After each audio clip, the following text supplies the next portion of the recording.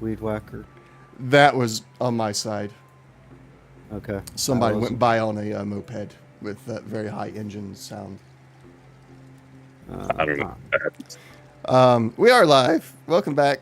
We're having some audio issues with the GM. His microphone just like beep, goes out. But it's okay. My microphone is staying on all the time for some reason. I don't know what's up with that. No, I actually dropped off. Wait, you never leave Discord. The I know, that's the funny thing about it. Yeah. Anyhow, we're here. And if you guys hear weird stuff from my end, I apologize. I'm looking into it, but my microphone is just staying on. Like, oh, it is a hot mic, isn't it? Yeah, it's a totally hot mic, and I have no idea why. It's a little staticky on this side. Just the background is like static. Dun, dun, dun, dun. That's awesome. Now, when you vocalize, the static does pop through. It's probably the air conditioner running. Okay, sweet. All right. I forgot what episode exactly. Number? Do you have the number? 44. 44. Okay, I was a few behind. 44. Okay.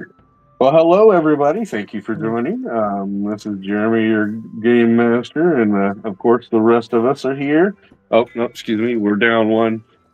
Zorn had to start choir practice again, so he may or may not be joining us for the rest of this campaign. Speaking of the rest of the campaign, I just dropped a bombshell on everybody. I'm going to try to have our campaign end before the end of the year, getting ready for Thanksgiving, Christmas, New Year, blah. So, counting today, if we come to an accord, we're going to have 5 sessions to try to finish this finish this campaign and such. So we'll see what happens. We may have a conversation now or later. I'll let y'all guys decide. We will need to talk later because I got one of those weeks I have a scheduling conflict, but I don't want to say it on air. Yes, understood. And that might be some of what we got to talk about and stuff. So we may try to handle that afterwards then. And such. So, but that being said, the chapter title, of course, is still oh crap, the boys are back by Thin Lizzy. Boys are back in town. In other words, you've all gathered together and you're headed toward the village, but of course, we've got something to deal with. Let's see. Necra. There we go. Necra has run off on a little side mission. Oh yeah, I forgot something's over here. Oh wait a second. There's a lot of activity over here. Not that you're my messenger, but Maxie, could you go rally the team? And a few moments later, said team has arrived.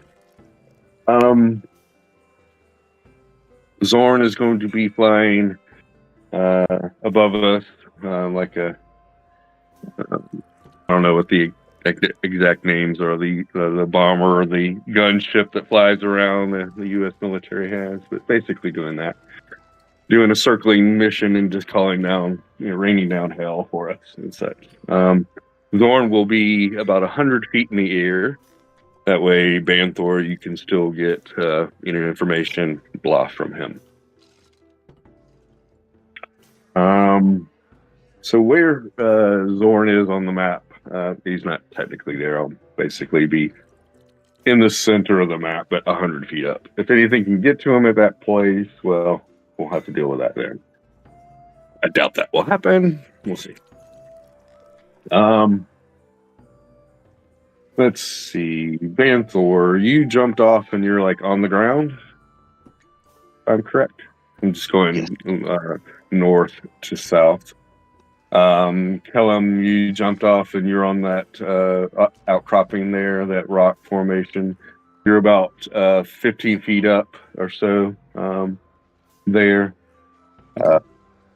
Marceau dropped you off and flew towards the critter that Necker had already put down. Basically, gonna swoop over in there and just take a look at it. Yeah. Can I Get a have closer my Timberwolf? Yeah, give me a moment. Thank you. Forgot about that. I've been forgetting about him a fair bit. Yeah. I was like, he's still there somewhere.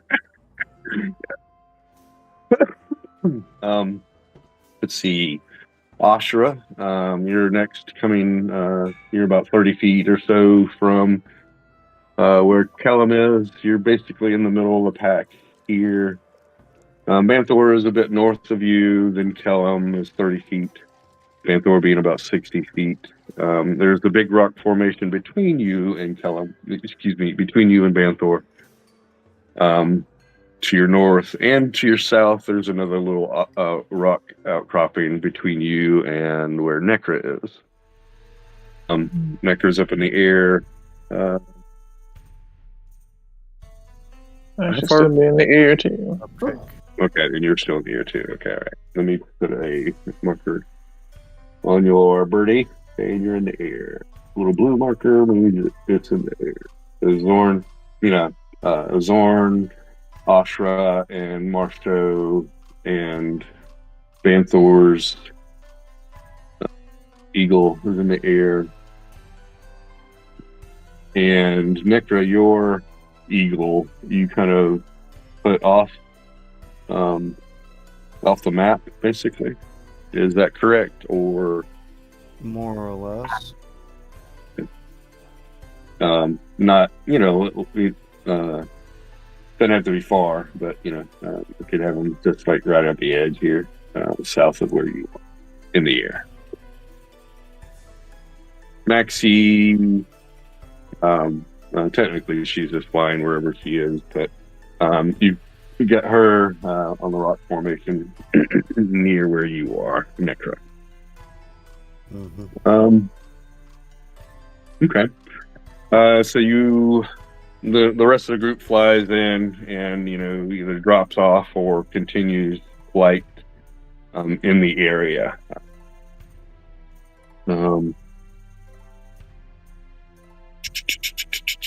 Banthor, anything in particular you're doing as you're coming in and such? You have a stupid high passive perception. Let's see, of 23. Okay. Golly. All right. So that being said, Banthor, I'm going to reveal one of the hidden tokens on the board. Where would you be kind of like, in what direction would you be kind of observing, so that you're passive? I'm going to kind of see if there's anything in that area. If not, I'll just grab the closest token. I will say, I thought you revealed one last session. Mm-hmm. And where was that? It was in the, wasn't it? Was it this one?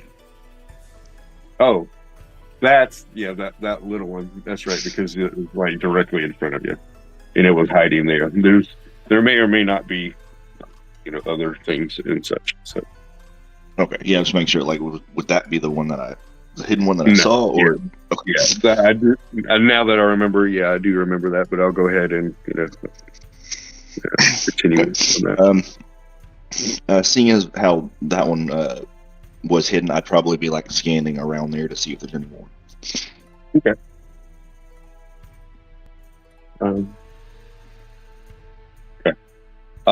So directly underneath Kellum, you see a black shape crawling up the side of the stone there. quite stealthily. Like if you didn't have a crazy 23 passive perception, you like, whoa, wait a second. You barely recognize this thing as it's crawling up the side of the wall there. Kellum, that being said, yeah, you don't notice it. Not at least right off and such. Like you land, Marcho takes off a little bit farther from you. Vanthor comes in, lands, spies the area, sees the one hidden in front of him as he's landing, looks around and goes, "Oh crap," and such. What you about can my Timberwolf? Yeah, give me a second here. I forgot about Timberwolf. Did I have a token? I do have a token. That is the looks like Timberwolf. Just small. I don't see a passive perception on its sheet though. What?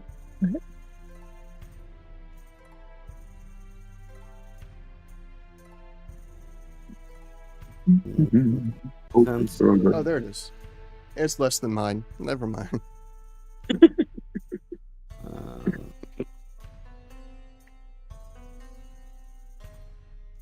No, it's not that big.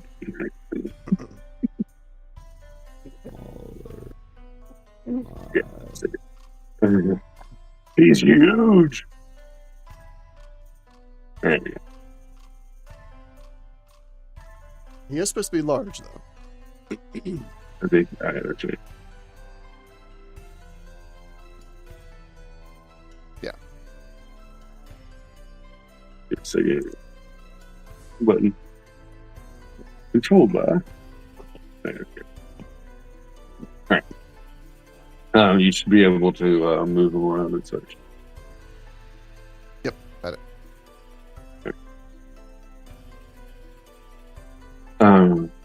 Yeah. So, yeah. Right as you're landing, you basically come forth, Timberwolf, or whatever or wolf, and he'll materialize beside you. He basically comes out of the wrap, vine wrap under a sword. Okay. Yeah, I think we'll go with Vizdamir again. It was a cool name. Yes, this is. That's right. Vizdamir. Was that wisdom or was that something else? I think it was wisdom. Yeah. Yeah. Okay. So Vanthor, you're able to, react basically to the seeing these two guys. So everybody else won't be able to see this little guy to the north. And basically, tell him you have the chance to see this guy that's right underneath you. He's still in stealth and stuff like that. So,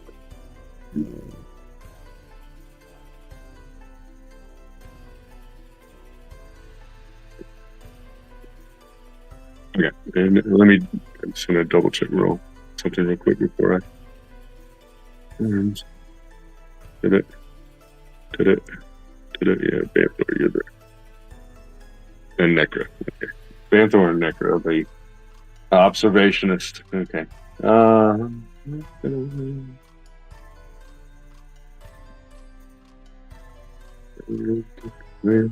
You two not hot. Okay.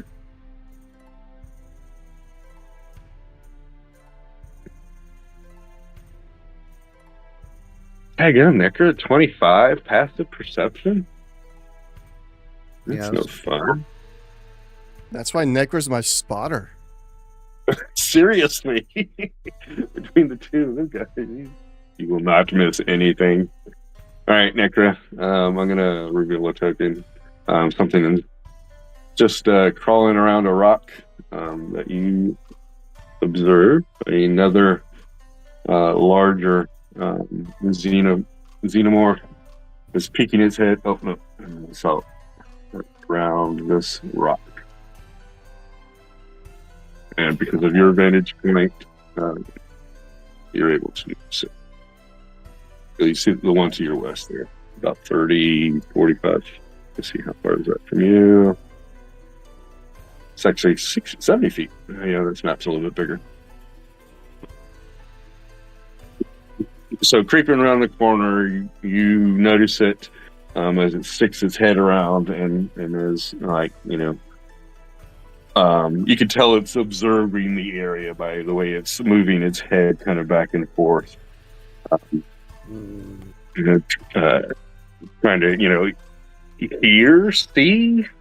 You don't see it has any eyeballs or anything or apparent ears or anything like that, but you can tell by the way it's moving its head that it's like, searching, looking, quote unquote, sensing its environment. Okay. Well, that being said, let's roll initiative because it's going to pop off. I will roll for Zor. There, it's your turn. And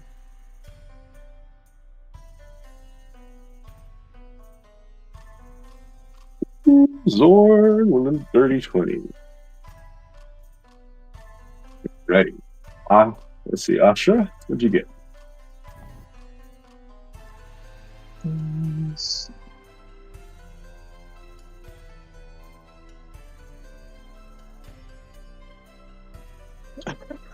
And a 4. Well, you always bringing up the rear, huh? No matter what campaign. Yeah.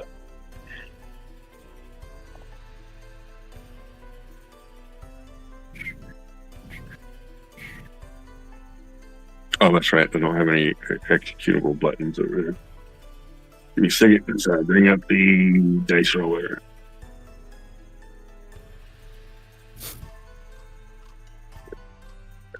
Goodness.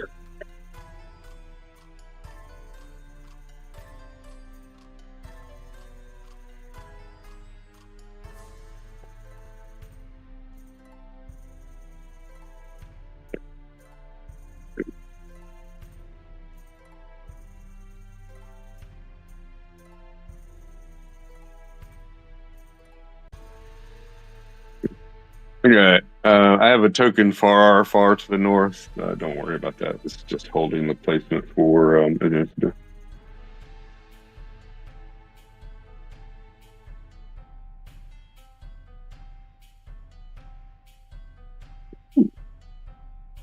Plus what? Get it. Where's the initiative? Doesn't say. 18.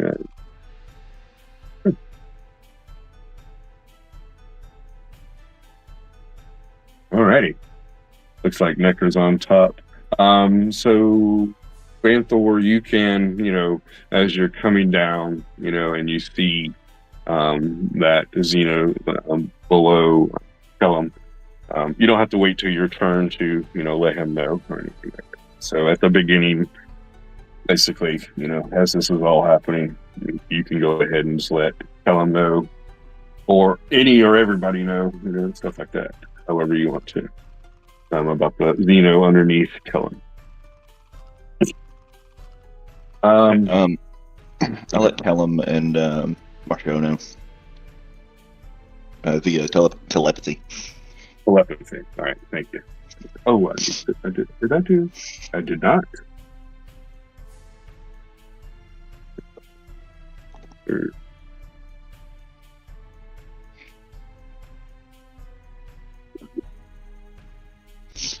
man, he's doing worse than me. I'm sitting there like I rolled a 10. Yeah, he rolled. Is that what you rolled? He rolled. Yeah, he rolled lower. I rolled a 7. And headed it. Okay, yeah. Yeah, my God. Yeah, he's got a +3 to his initiative, but he's still he rolled low. Oh well, that's just life. Alrighty. Marshall and Kellum will know about the xenomorph crawling up the side of the rock formation there. Kellum,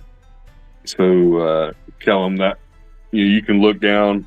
At first, you don't see it until it actually starts to move up a little bit, and such. You almost catch it, and it didn't react quite fast enough for you to look down, because your telepathy. And then you just kind of look down, and it stops, but not quite fast enough. It doesn't react quite fast. It has just enough movement for you to oh, there it is. Okay.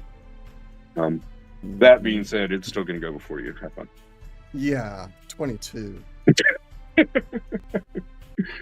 Necra, you see the one crawling around, and you get the sense that it knows where you are, because it kind of popped around the corner, looked directly where you are, and then started scanning the area.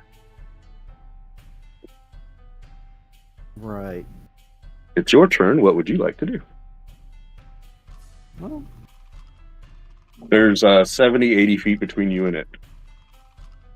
yeah.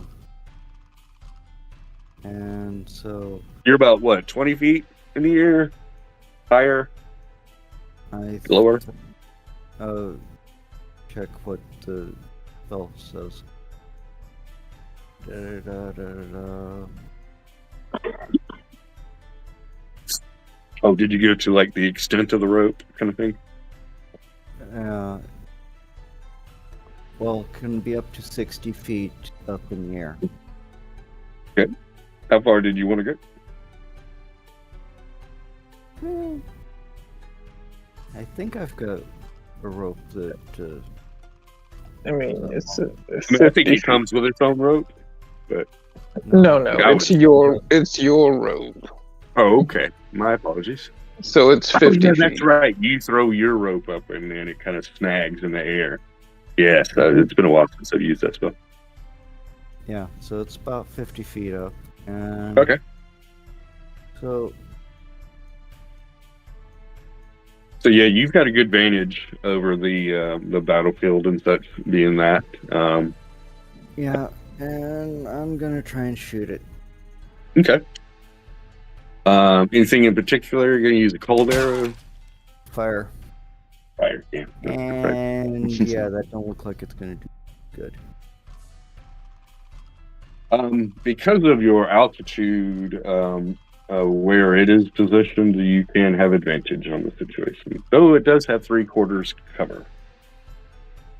Okay, well. So you got his head mostly sticking around. All right. With the 3/4 cover, the arrow is going to strike the rock right in front of it, unless you use anything else. 19 is still gonna miss? Correct. With the 3/4 cover. Okay, that's actually all I've got. Okay. So that's one attack. Hold on for a second. Hold on just for a second.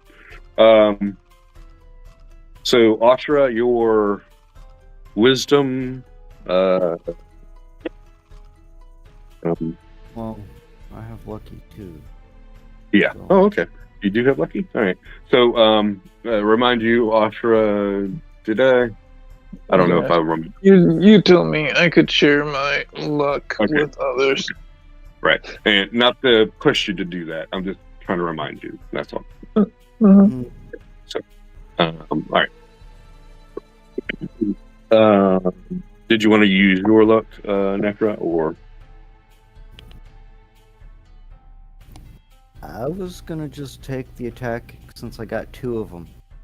Gotcha. All right, fine. I'm gonna roll. Okay. The arrow hits the rock next to the xenomorph's head and explodes in a fire. It does take a little splash damage, and reacts to, it hisses, and Callum, you hear a hiss underneath you, and you hear in general, y'all hear some more hissing noises from various locations. Necra, there's something to your south, and Banthor, there's something to your east, off some bit.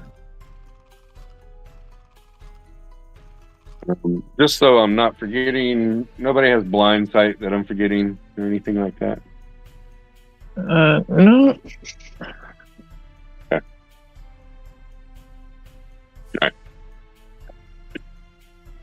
All right. Necra, 27, that'll hit.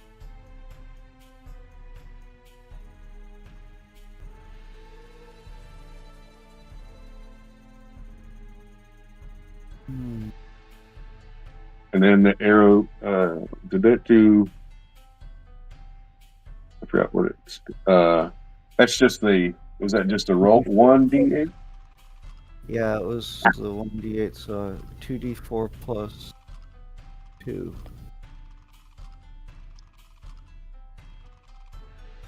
So 7. So 9 points of fire damage. Okay.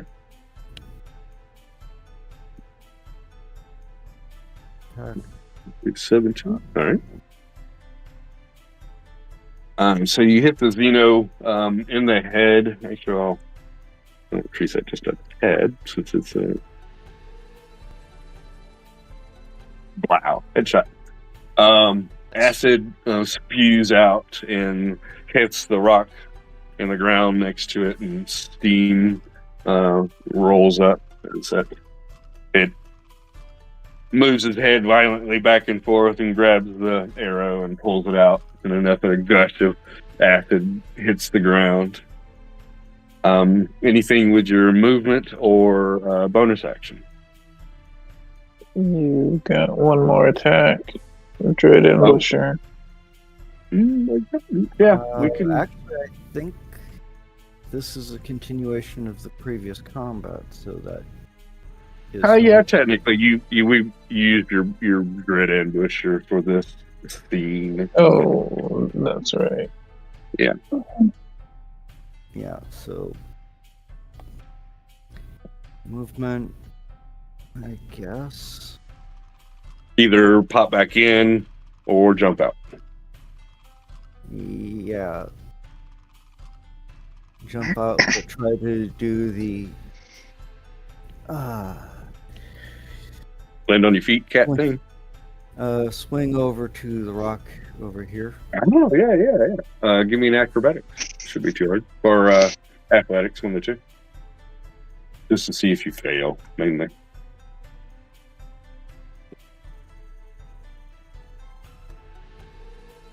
Yeah, you're good. Yeah. I don't know why it rolls a second die with acrobatics. And I had a 0 underneath. That was weird. On mine. Right, so that's movement. Yeah. Yeah. Anything with your bonus? At this point, no. Okay. And we have Maxie on her initiative. Or would you like her initiative? I'm sorry? Yes, she has a separate initiative. Okay, alright, sweet. Okay, snaky. Kellum, the xenomorph underneath you crawls up towards you and makes an attack with its claw and its tail. Okay, cool. Question. Unfortunately, yes. Since I was made aware of its presence, and it is having to concentrate on climbing without following, can I get an attack of opportunity as it's trying to crest the ridge to attack me? Give me 1 second. The creature has spider climb, so it can actually hang upside down without any ability checks and such. So it's as if it was just walking. Okay. If it did not have spider climb, I would grant you that request. Okay. because it's a solid argument. It's basically, somebody's trying to crawl up, trying to get to you. But these creatures have spider climbing. So normally you were like, I'm going to get it. Oh, wait a second. He's just, oh, no. So, Yep. And under normal circumstances, that would have worked. But you see that he is quite agile as he's climbing up and striking at you with a claw, and his tail comes up over his head and will strike at you as well. Okay. Get a roll with it here. No advantage. 20? No. Oh, excuse me, 19. That was a 19. And 17 plus 8. It's going to be up there. 25. 25. Yeah, as the tail comes up to strike you.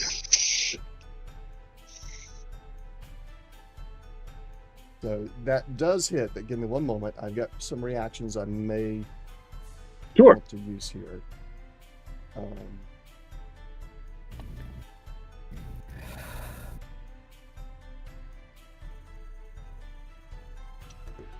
This is the devils. This is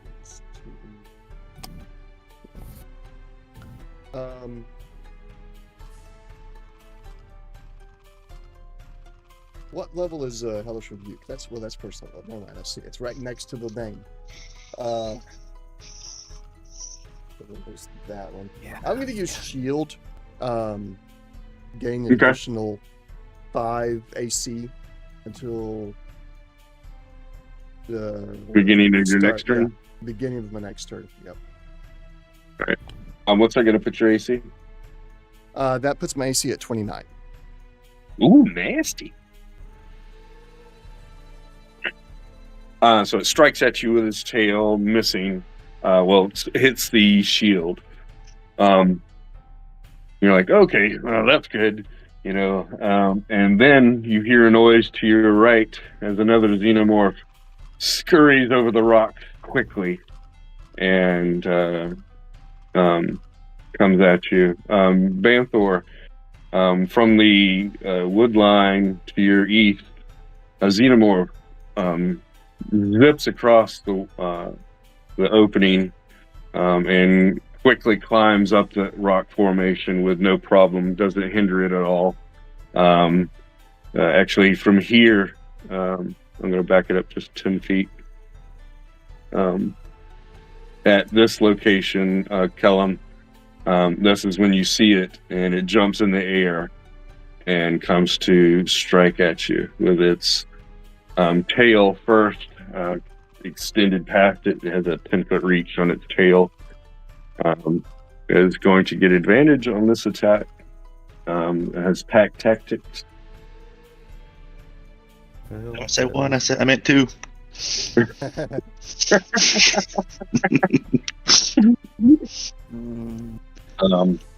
Let's see. 18 plus 8, 26. 26. That does not hit. Does not hit. Okay. All right. And then with advantage with its claw. Okay, that misses as well. Banthor, Kellum, I do need you to make a athletics roll as this Xeno smashes into you and tries to force you off the cliff. You can get the help action from your familiar. It will not be able to give you help action later, though. I'll pass on the help action. I got a really nice bonus on my athletics. Okay, sweet. That's last words. The question I have Yes. inspiration as well if I really need it. Mhm. Can I, in this attempt, reverse the attack?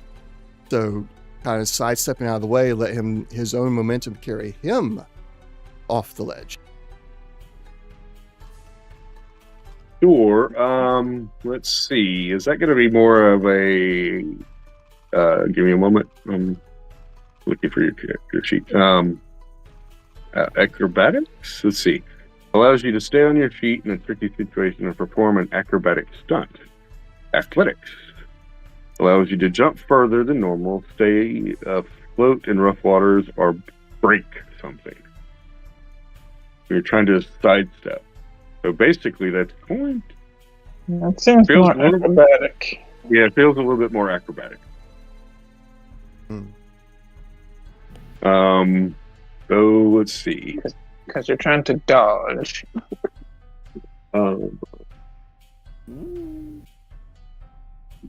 Let's see. There are some game systems where it's all combined into athletics. Yeah, I really, I'll you're stick not with the athletics roll and forego the attempt to push him away or let him sidestep. I'll forego that because I'm not rolling on a +3. I'm going to keep that +13. Yeah, totally. 19. 19? All right. Going to be opposition. I should have put that. Oh, 4. Yeah, there's no way he can.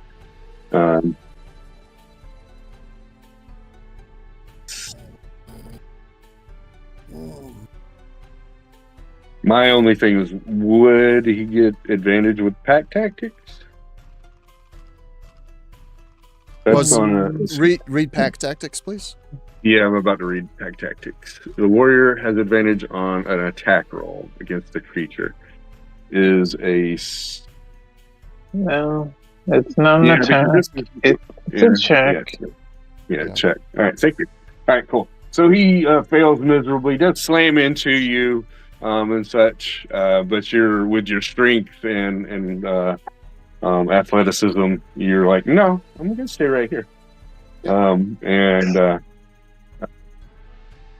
With his spider climb and things like that, he is able to catch himself and not fall himself when he rebounds as well. Okay. So that was those two. So it did rush forward. It moved like almost 80 feet, Banthor, and then was still able to attack. So just keep those little tidbaiters in the mind. Let's see. Necra, south of you, in the wood line, you see movement as it rushes forward.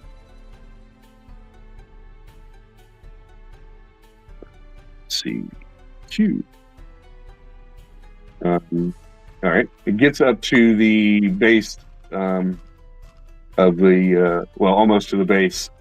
And moving 40 feet, it gets almost to the base of the rock head. And you're like, okay, it can't do anything. And then it continues moving forward, climbing up the rocks. And it gets up to you, moving quite quickly. It will strike out at you with its tail first.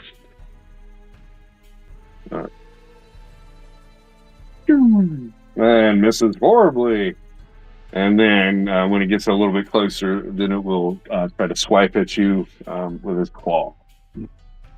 And misses horribly yet again. Jeez, these units. All right. The other one that you saw and shot earlier will run forward 40 feet to the base of those rocks and start spider climbing its way up to you as well. Doing the same thing, attacking with his tail first, but this time with advantage. Why does it add? Oh, it adds them together. That's what it's doing. That should not be. 13 plus 8, 21?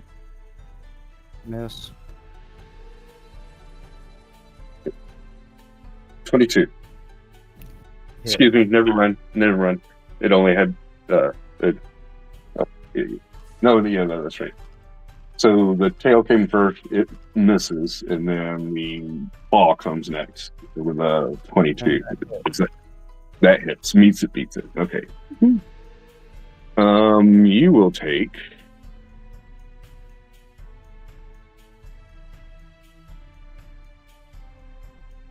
Ooh. 9 points of slashing damage. and the target is grappled if it is a medium or smaller, or if it's medium or smaller. Ooh, okay. All right. And then as a bonus attack, since you are grappled, it can make a inner jaw attack. So the little mouth pops out of its mouth and strikes at you. Because you're grappled, give me a second. Grappled, the warrior has advantage on attack rolls against any creature it has grappled. Well, it already has advantage. Okay, so as it's trying to grapple, I step through it. Okay, how so? Say that again. I was speaking when you were speaking. Krell's Rupture. You walk through the display. Make slicing motion with your finger. You immediately break the grapple of the creature grappling you by magically stepping through it, entering their body, exiting opposite side. Must make con save or take blah damage. And if you cast in response to being swallowed, you exit creature's body regardless of how much damage you deal to it and fall prone.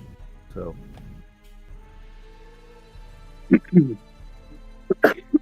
Nasty. Okay.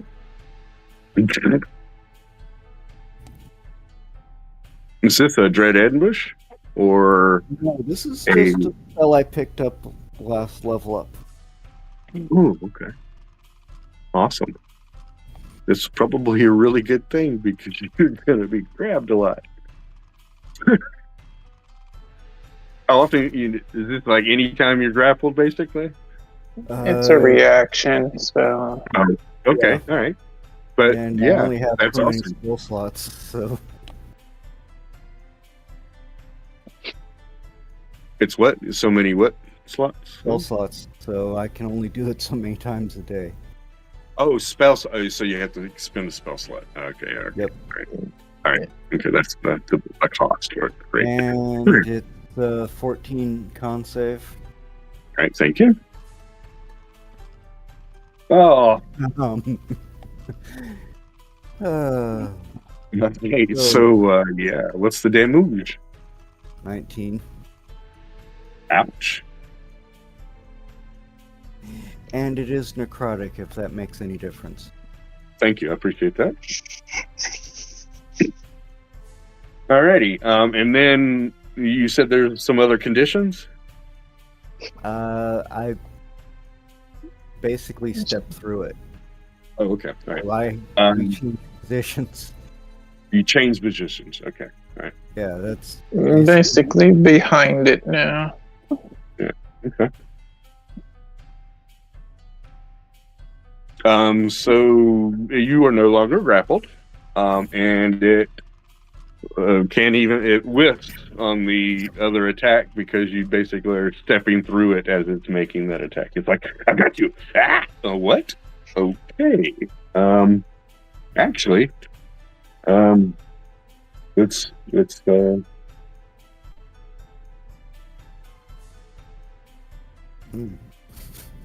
okay.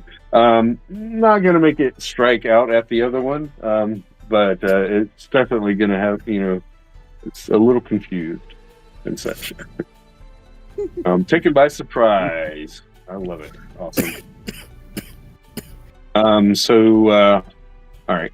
So those four come out and attack Kellum and Necra. Zorn's turn. He's all like, "Oh, hell no!" Excuse my language. And decides to.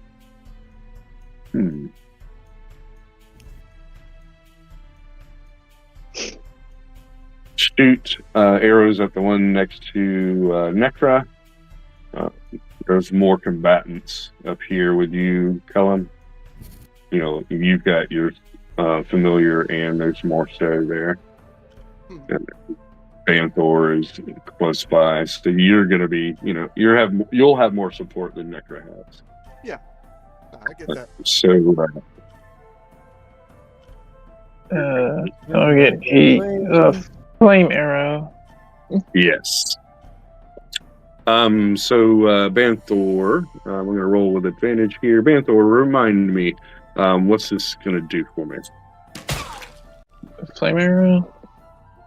It adds a d6 of fire damage to the next 12 shots. It does. He's going to use those instead of using any particular other arrows. I can't remember if he has any fire arrows. So we're going to save. If he has any other fire arrows, he's going to save those. I'm going to let him, the character, use those, and I'll just use the Banthor's gift to me. Alrighty. So it normally does. Yeah. Okay. So just roll this. 8 plus a d6. 11 points of fire damage on it. Well, wait, 11 points of fire damage? Altogether, he. So the arrow shot, I guess it does the arrow damage and the fire damage. Right. The D8's normal piercing, and the D6 is extra fire. Okay, right. They don't have any natural invulnerabilities or anything like that, or fire. So it's not going to change. So I'll just say it's all the same damage. Zorn actually has a fun trait called what is it? Horde Breaker? Horde Breaker, yes, that's it. So he's going to make an attack against the other Xeno next to him, next to it. With advantage. 19 pluses to hit. That's definitely going to hit. Doing yet another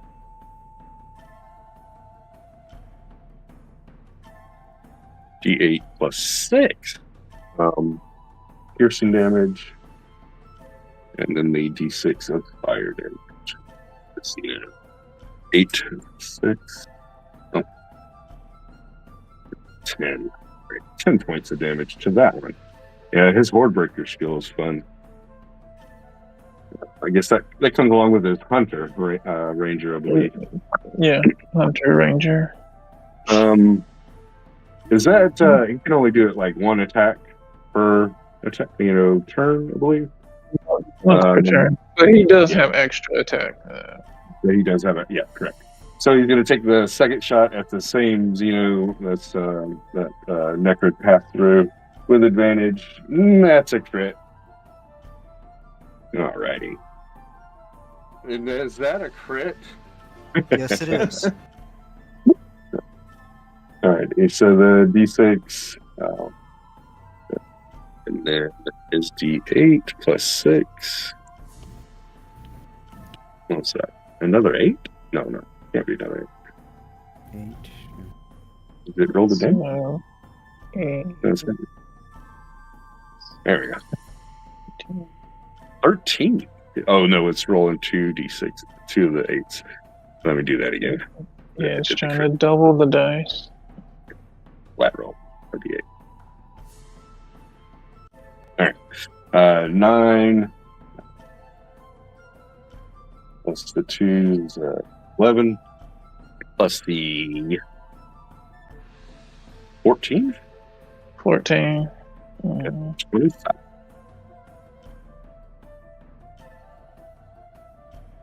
Arrow comes, blam! Unfortunately, Necro, there's going to be a lot of splash damage here. That's fine. Oh, So after this, Zorn will readjust his tactics. Such. Necro, there's no save. This guy was hit twice. You take 28 points of acid damage. Okay. Well, as soon as I can get to Oh, the ship. and Maxie does as well. That was 20 what you said? 28 acid. Okay, resistance, so 28 becomes 14. And Maxie, So the acid splashes. Oh, go ahead. so Maxie didn't get that. Oh, I totally bumped that. Give me a second. Inventory.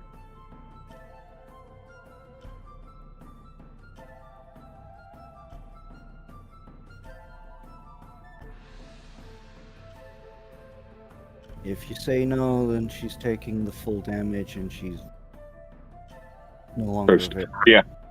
That's fine. Yeah, you could put. You could. I'll put that and just. Okay, so it's the same armor she had otherwise. Got it. Right, so 14. And that hurt. Yeah, it definitely hurts her. Like I said, Zorn's gonna change his tactics after noticing, the acid splash. Something the game master and I guess probably character might have forgotten. So just try to remember these things when we start striking and stuff. That's why we have the resistant potions. Oh yeah. Alrighty. These little guys start striking out. They're going to come closer. Let's see. I forget if they have the. No, they don't.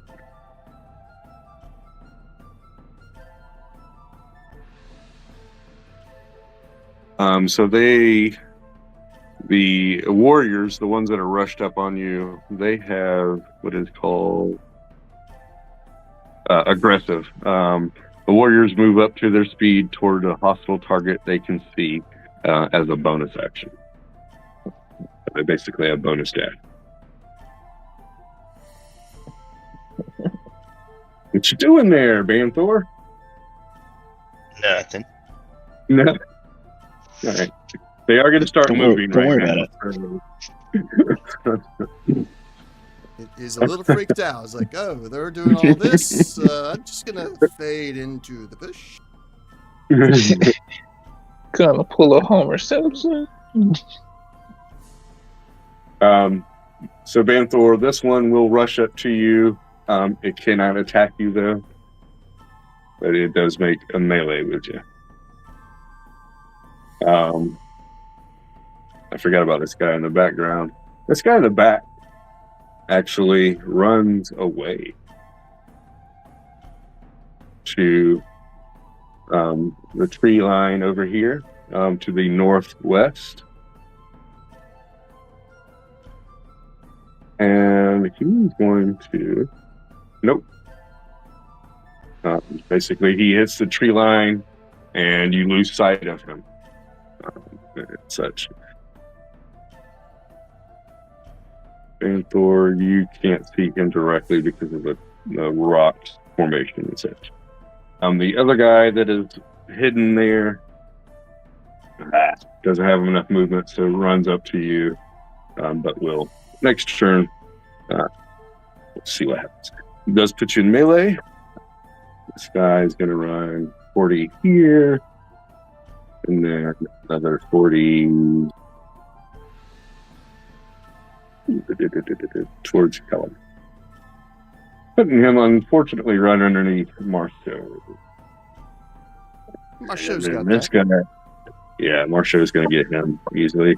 This guy, he's actually going to note as well. He's going to hit that tree line up here to the north from where he was, and he will disappear into the trees.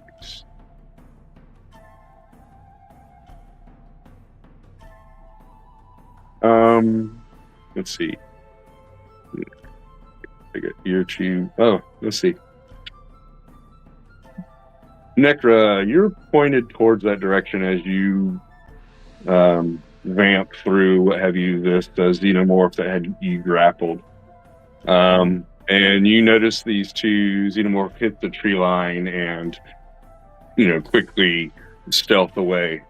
But you also notice a large amount of movement in the trees that was more than what you would expect, just these two creatures running into this tree area. So there's more than just those two xenomorphs in those trees. Yeah, I hope that's more backup.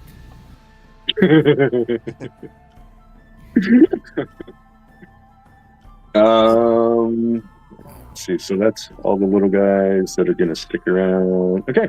Banthor, what you got for us? You have 2 in melee with you. All right. I know normally you can't do 2 spells in one turn, but could I use like Misty Step due to Fey Touch, and then use a spell? Yes. So Fey Touch, after you used it, you would have to use a spell slot to cast it again. But this is just an ability, so it does not take a spell slot. So yes, you can move your 30 feet without incurring any penalties there. Yeah, and then I can like use my regular action to cast a normal spell. Correct. Okay. So yeah, wherever the 30 feet gets you, if you want to put yourself up on the rock with Kellum, move yourself to the northeast, southwest, whatever that 30 feet will get you. Yeah, so I will go where? Nope, wrong. 9.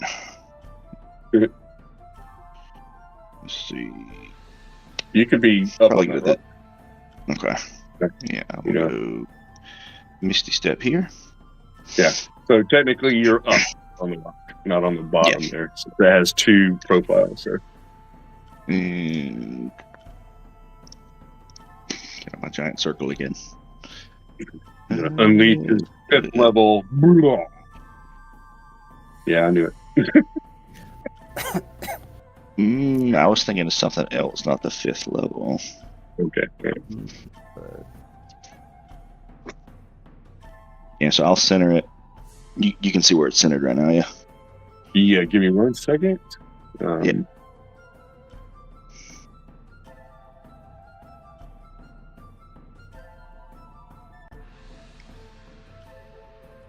All right, you can drop. Yeah. Is that So on top of you said 60 foot? Yes, 60-foot radius.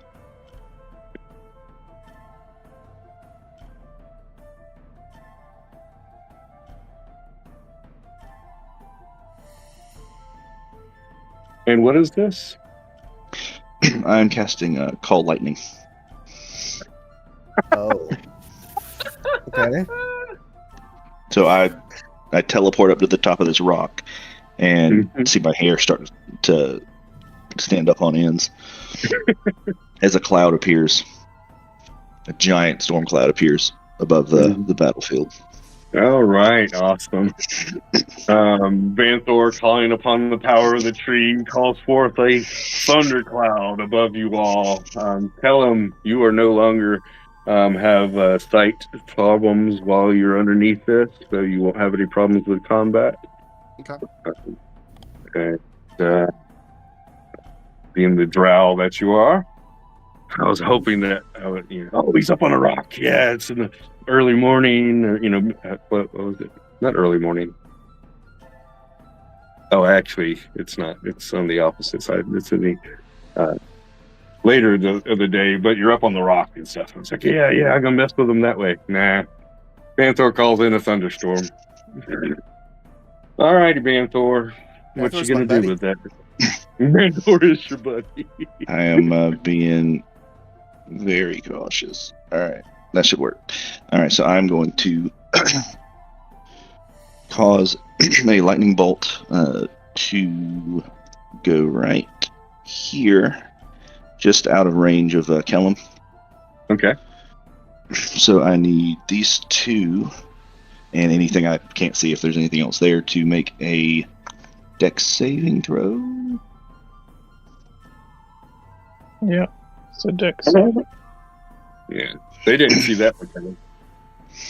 All right, and they're going to take the full brunt of this. Okay. Lovely.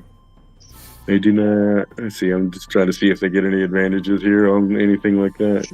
No.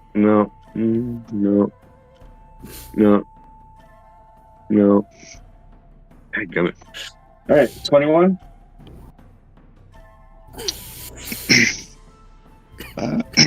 It rolled 4 die. I don't know why. It has two things here. Is that Let's see. It's 3d10 at third level.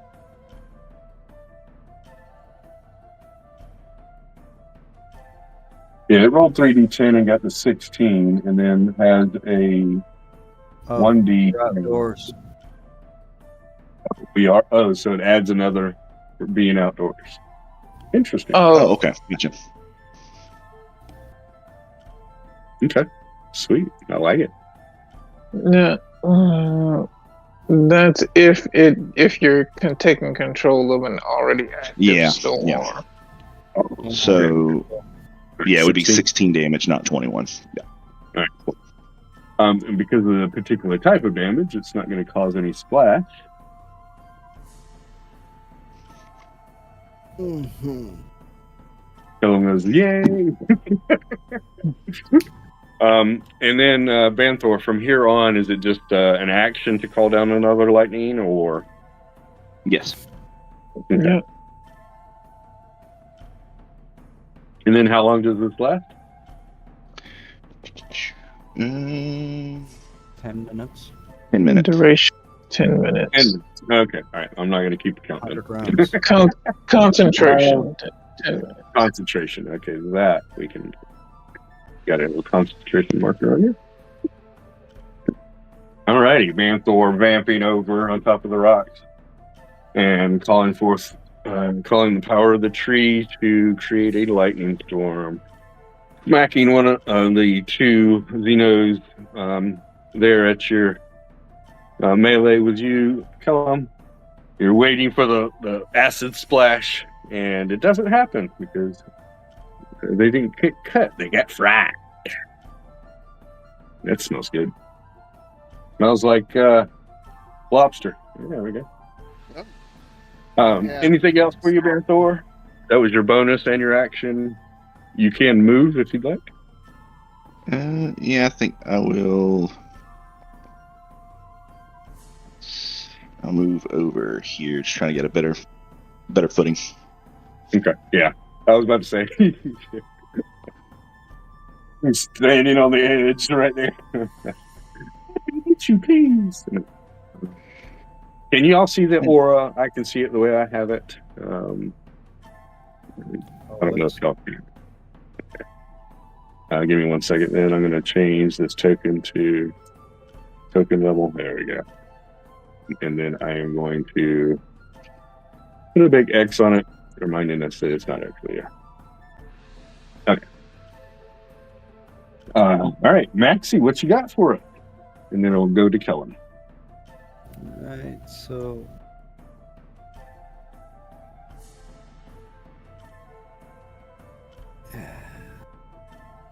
she don't want to but at this point all you got is well, unless color spray will actually do something useful. Color spray? What? Yeah, that's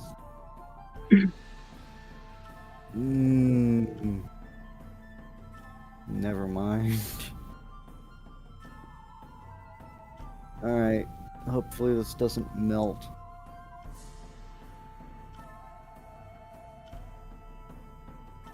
What you got for us?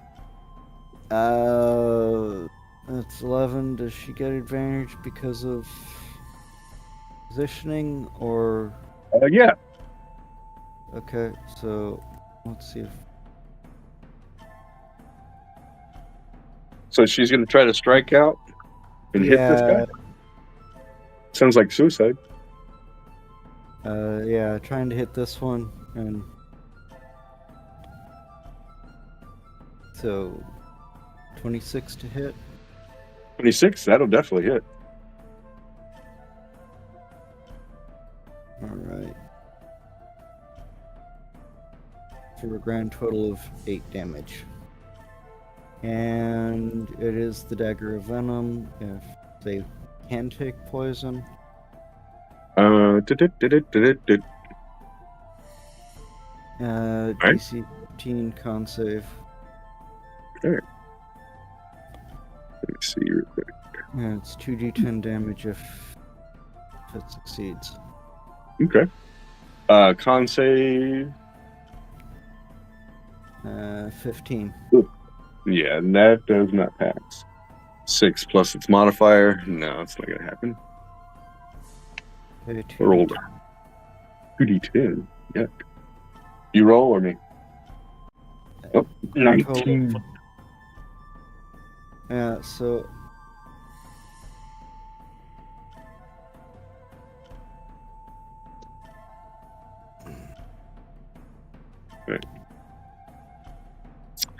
Okay, so it seems that the daggers pierce into the xenomorph, and she triggers the poison, and you can see the xenomorph shake from the pain and such. It's holding on by a thread right now, and Maxie takes 14 points of acid damage. okay, well, Oh, and as well, Necra. oh,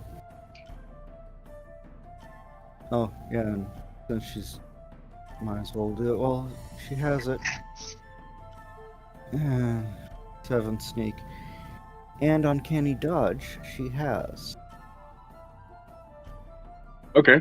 Because of anklet, we'll give you a dex save. Okay, it's just a flat half, but fine. Oh, okay. Yeah, that's right. Never mind. I'll give you the flat half. I wasn't thinking correctly. We'll just go ahead and do the flat half.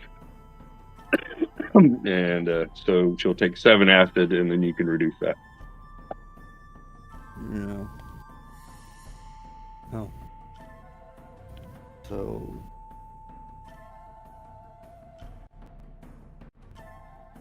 That would be. And then Necro will take the 14 minus resistance. 7. 3? Correct. Yes. Frag, that was close. I know it is, right? That's why I said it's suicide. Well, If she, I forgot about her uncanny dodge from earlier, so you can give yourself 3 more hit points. Maxing. 7 from that. Alright.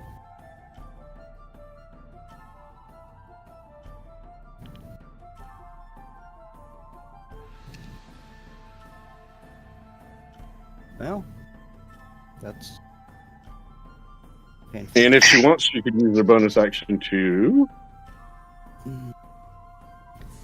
Disengage.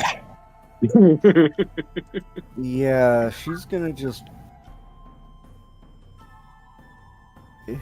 Nope. stab and Nope. disappear. Okay, so you're gonna nope out. All right, that's not a problem at all. Okay, go over there and yeah. Has no Necra, reac- give. I'm sorry. So she has no reaction to use till next round. Great. Would you use your reaction on? That's the Uncanny dodge. Oh, got it. It's a reaction. So Necra on what? Give me a perception. Okay. This is gonna be fun. Or you can use your passive. Let's see which is higher. Passive. Yeah. Yeah, that's Distracting. definitely. Yeah. You notice that the Xeno in the background followed Maxie's path and such. So even though you can't see Maxie Necra because she's kind of hiding and such, small, and that's just her natural thing. You could tell that the Xeno in the background kind of like followed her movement and is like looking, if you want to call that looking, at her location. Yeah. Tell him. All right.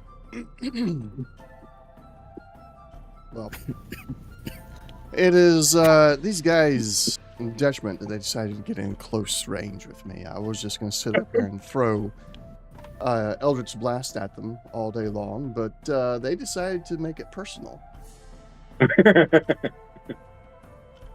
So the one behind me here, that was, I think, is the one that was trying to push me off the edge. Correct. So this one here. He's my first victim. I will use the help action from Wisdom. Yeah. Mm-hmm. Wisdom. That is 28. 28. Did that go off? I didn't hear it. It did. Yes. That one's very quiet. I've not had a chance to And modify quick. it to. Yeah. Oh, okay. I gotta make it the individual sound file a little bit louder and longer. Okay. Just have not had the chance to. Gotcha. Oh, that's the Vibroblade. I was thinking about the other campaign. Yeah, the Sunblade works. The Vibroblade, not so much yet. Yeah. Okay. 28 hit. I did hear it now. Okay, it was that. Yeah. Okay. 28. Yeah, that's gonna hit. The attack roll or the damage dice won't roll either. That's in the way.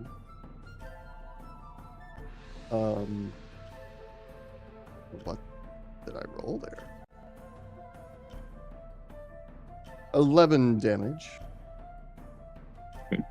And try to remember if using the Vibroblade, you roll a critical roll, it does a lot more damage and ugly stuff.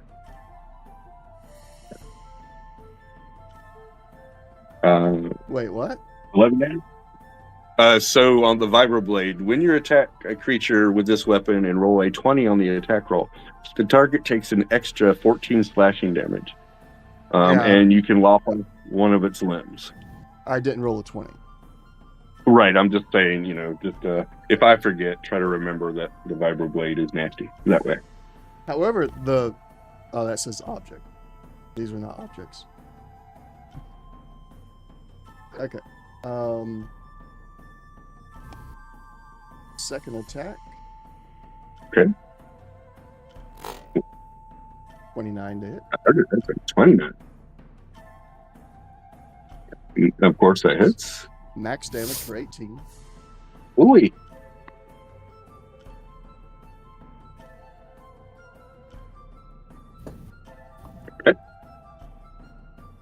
Alright, and then, how's he looking?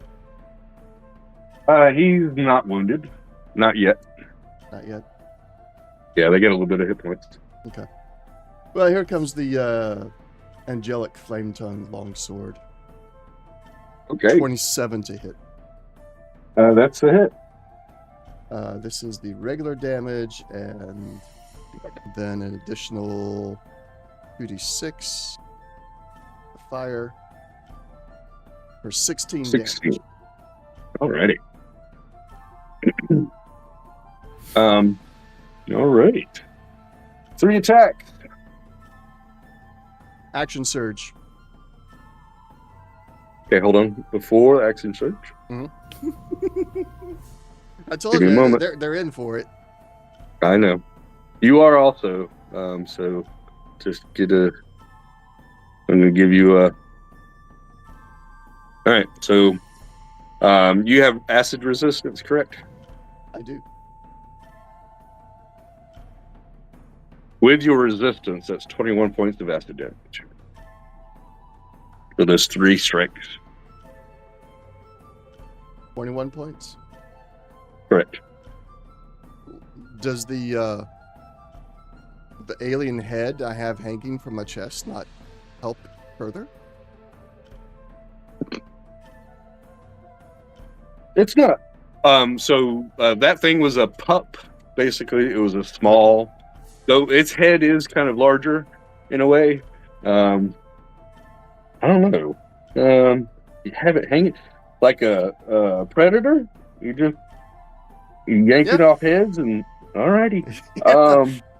I mean, my other character likes to capture and enslave and everything. This character is like, it's a hunting trophy. It's going to be It's a trophy. Yes, I'm good. So from here forward, you'll take 1 less point of acid damage for the head. Okay. So give me a second to do the numbers. So I'm going to take it off the. So it'll be 13 for you. 13. Instead of 14 yet. Times. No. Give me a second. So that's 19 points of acid damage instead of the 21. Okay. Another question. Mm-hmm.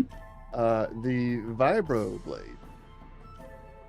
Would it not, because the very nature, it's sending electricity through the blade to make it a vibro blade.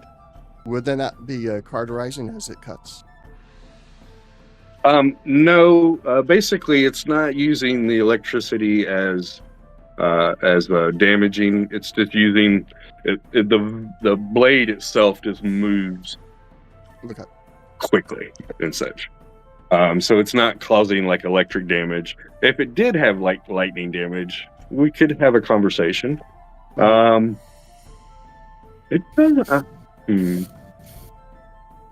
But you're correct. I guess more the flame tongue sword would be more towards that than anything, I guess. Yeah, that's my next question. Gotcha. With the fire on. Right.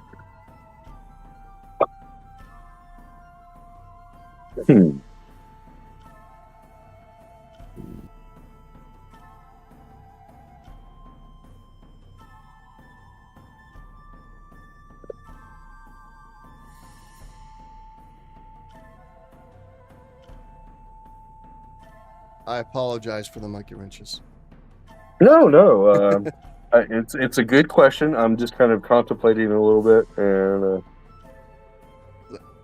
I also know that you're sitting there thinking, I'm not going to do as much damage as I thought.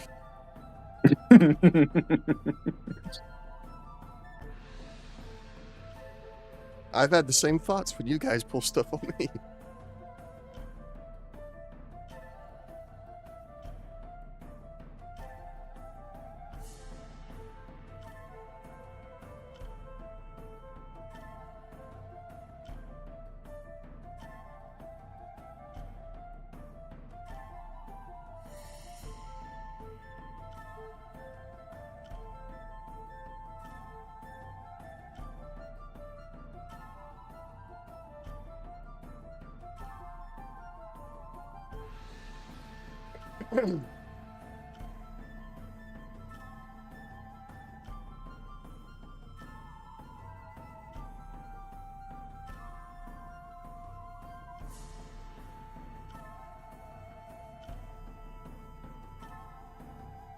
Okay. So I think the general acid splash is not really like blood, just how normal blood comes out of a creature and such. It's almost like a pressurized defense mechanism. It's not going to cauterize the wound, but I will reduce some of the damage because the fire will dissipate some of the acid. Yeah. All right. Okay. What Kellum, the flame, blah, blah, blah, attack. Angelic flame, what's the damage? It's 1d8. 8. Plus have a 2d6 +2. of fire. That's, and then it has a +2 bonus to the attack. Okay. So that's what I'll do is I'll take the +2 bonus and remove that, of course, again. So 19. We'll do more math. I love you. All right. So 13 plus 13 plus 13. Hold on. 11. Yeah, there we go. Equals 37. divided 2. So 18. One more damage point off of it. All right. Right. So now I know the equation, and so I can easily do that quicker. Yep. So. All Okay. right. So I'm still going to action surge. Yay, action surge. That And gives then- you 2 more attacks. Mm-hmm. Okay. This guy. Eldritch Blast with the repelling blast.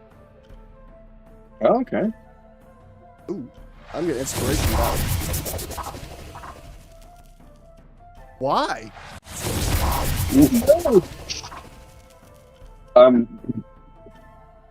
Interesting.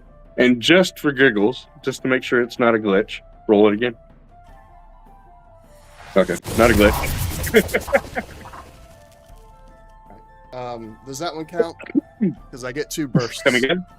Does that- You have 2 of them. Does this? Are you going to have the 17 count, or do I roll again? No. If you no, that was just a test, or you could keep it. I would say that's just a test. Yeah. So, if you'd like to roll again.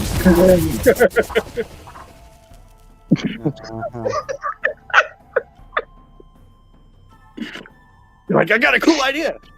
Woof. I got a cool idea. Whiff. I got a cool idea. Woof. Oh. Um, Okay. Well, that's Didn't work as planned. no. Callum's like, well, I don't like all this acid damage. Get off of me. Zoom. Misses horribly, actually. Slams at your feet, throwing rocks and sparks in the air. And you're like, you try once again, and to no avail. The distraction from your first bolt flying madly at your feet was enough to cause you to miss your second attack. And spend your action surge. Gotta love it. On my side, at least. I hate it for you, though. Sure you do.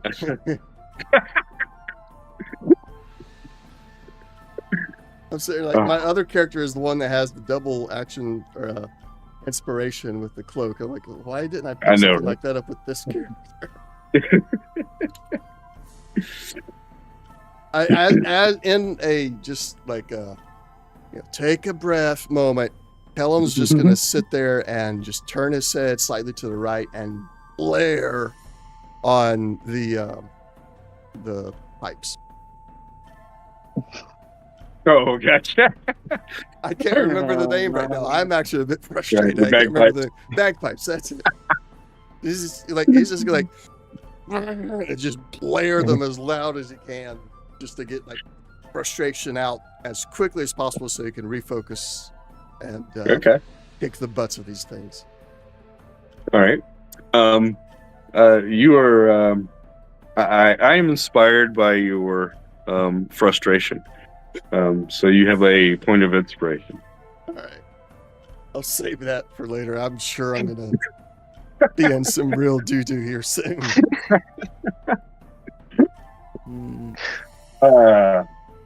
So action surge, bonus action with the angelic blade. Any movement? Heck no. Okay, all right. That being you, you use the Timberwolf for help action.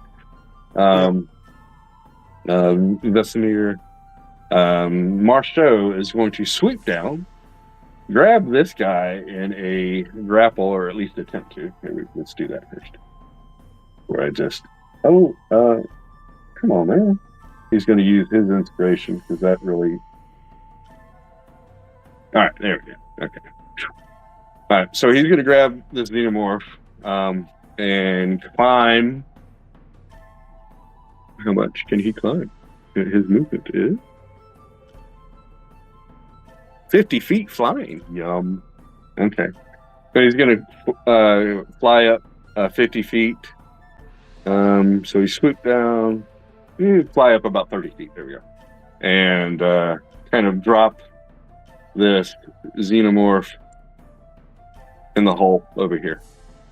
It's going to fall 30 plus the distance in the hole. So at least 46. 13 points of bludgeoning damage, and it had 13 hit points. It dies with a squish and squeal and much to do of acid splash. He roars and kind of, with some kind of happiness and glee. I got one, kill him. How about you? Stop showing off. You got wings, I don't. I can make you fly. Ashura. You're flying above the battleground, and you've got a good idea of what's going on here. Necro's taking a little splash, as well as Kellum. And Maxie is darted off into the trees to hide. What you got? Oh, and let's not forget the thunderstorm above Banthor and Kellum. Yeah, maybe don't fly into that. Yeah, I was kind of thinking. Yeah, wouldn't be a good idea. Necro, how you looking? Roughly half. And Maxie's looking a little worse for wear. Okay, let's see.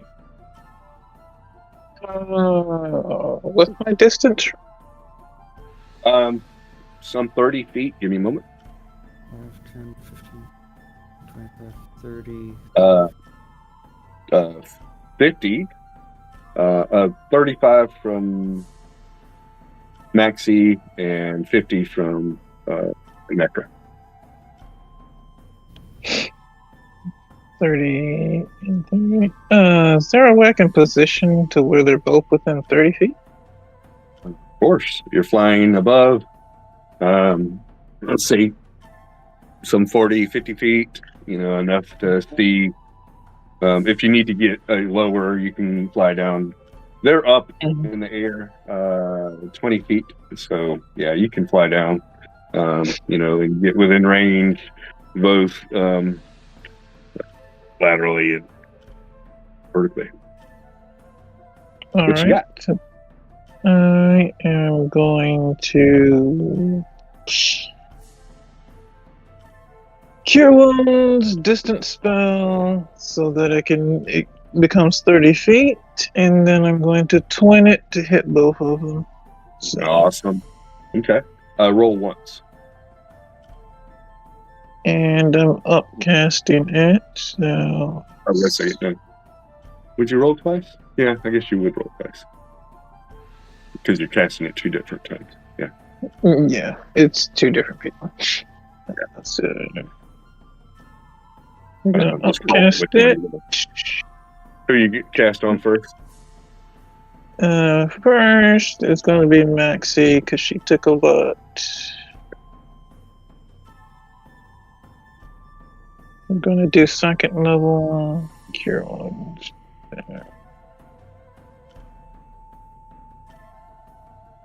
17 plus 5, 22 for Maxie. Okay.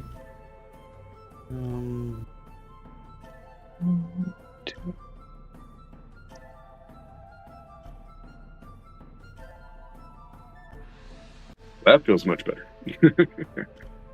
25 for Necro.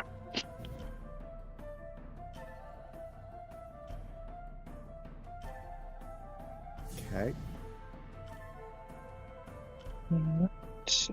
That cost me 2 sorcery points, which is fine. And bonus action, we're gonna finger guns the one close to Necro. Well, before you do that, Mm-hmm. roll. Give me 1 second. What is the action? Nope. So, study, arcane history, investigation. History or perception. Ashra, you choose. History or perception? Oh, never mind. The guy, yeah. So you know that the finger gun will cause some splash damage. So The finger guns will cost.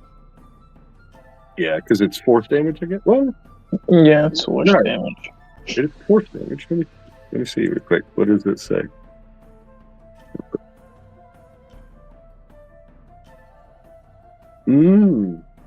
It specifically says bludgeoning, piercing, or slashing damage. Those are physical damages. It's physical. So never mind. So so you're pretty sure that this is not going to cause any splash damage. My apologies. Okay. Roll your attack. Let's see. So I went with it. It was like force damage. Yeah. Let's see.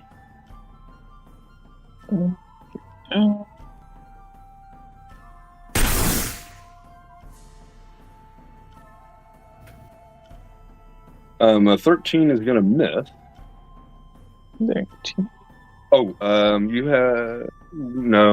don't have a much of a height advantage. You did have to get. Let's see. Give me some.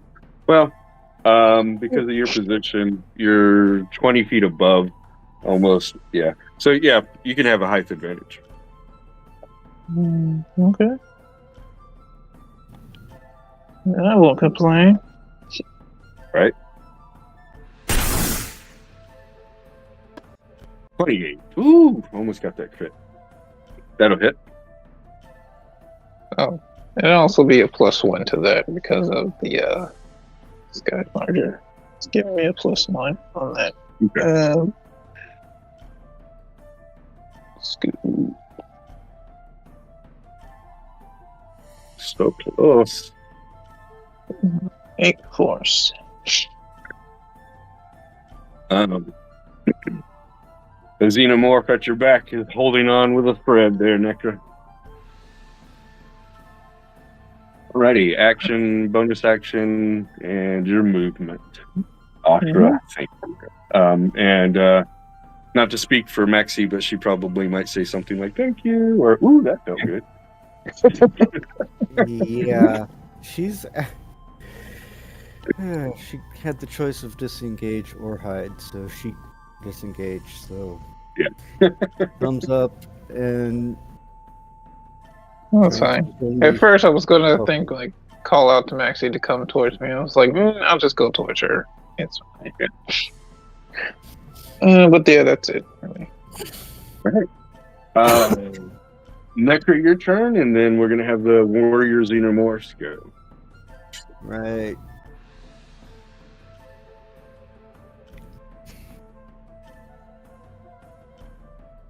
How are you looking at? Where are you at? All right. So. Oh, there you are.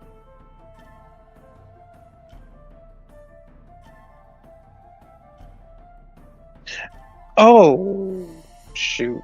Why do I keep forgetting I can do this? What's the matter? I keep forgetting I can re-roll my dice when I heal. It's one of my core features, and I keep forgetting I can do. Anyway. Whoa. Did you have any ones or anything like that on your roll? Gotcha.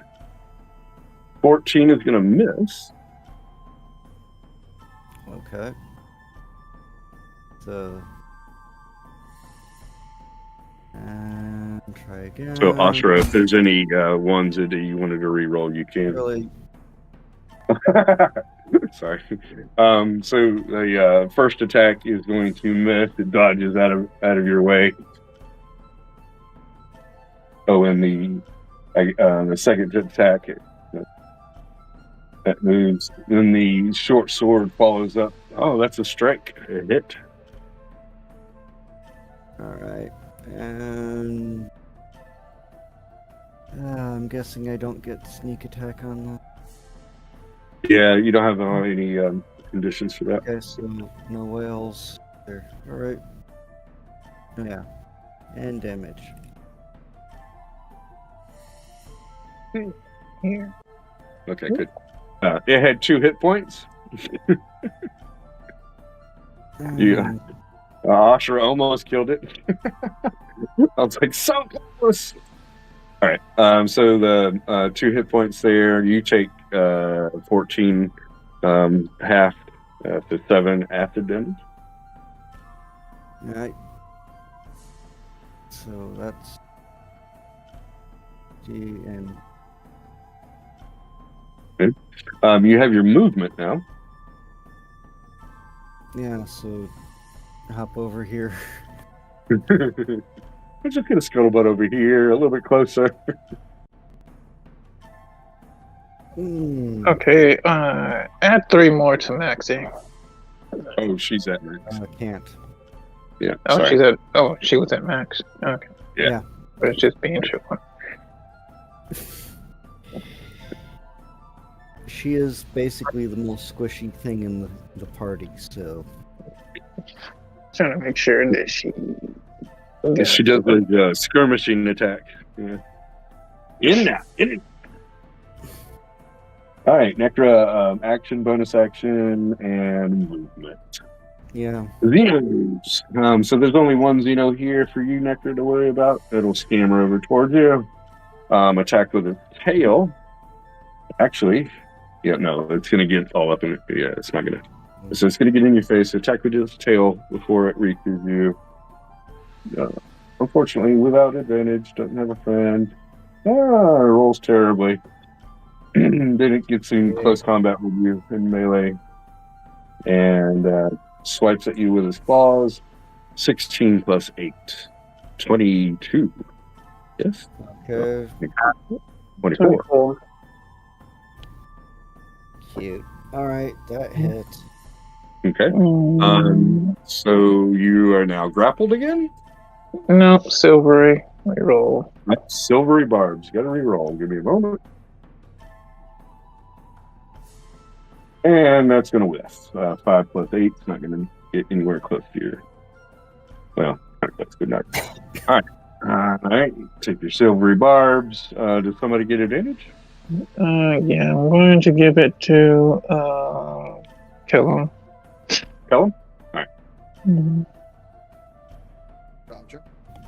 Kellum, try to remember that one of your attacks has advantage.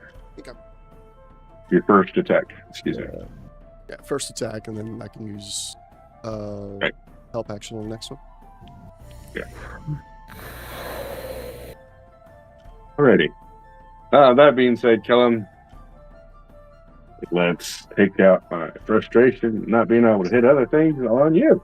Alrighty. With advantage, a tail attack from the north. Okay, 19 plus 8. No, excuse me, 18 plus 8.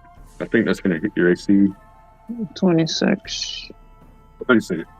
Yeah, because you have a... that shield went down already, or did it? Yeah, shield is down, but it's going to go right back up. Right back up. Okay. What does that put your AC at again? 29. 29. Follow attack from the north with advantage. Negatory Ghost Rider. Basically, you got a crit now to hit me. Well, that's awesome. Okay. Thank you. They got a plus tail attack. 8. You got to roll a 21. Oh yeah. Okay, thank you. So to the east, and no crit, and no crit. Okay, so you're safe with the shield. They smash against. They fiercely attack you, smashing against your green shield from the tree's power. And you just look at them and laugh. Ha ha ha. Yeah, I keep blared on the bagpipes. I knew that was coming. Gosh. I need to find an audio clip of somebody just blowing on them. Not a song, they're just blowing. Maybe even trying to laugh. Yeah. Laughing bagpipes. It's got to be out there somewhere. Alrighty. Zorn's going to do an aerial strike bombardment.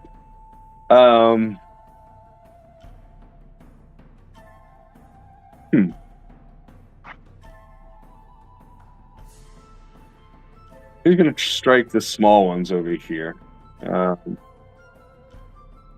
Good advantage. 19 plus. Yeah, that's going to hit. And it will do some. Come on, where are you? North. There you go. It's not. Why is it not coming over there? All right, 9 plus the fire damage of 2, 11. Attacking the other guy next to it.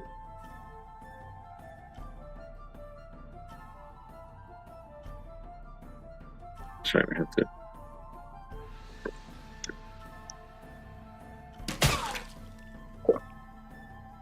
28. That hits. Alrighty.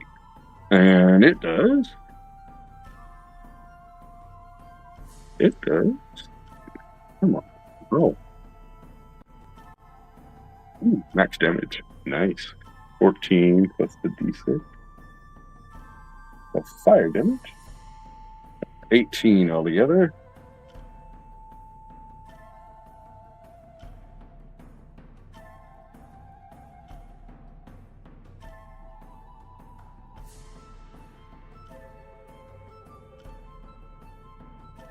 Oh, I did that on the right. No, I did it.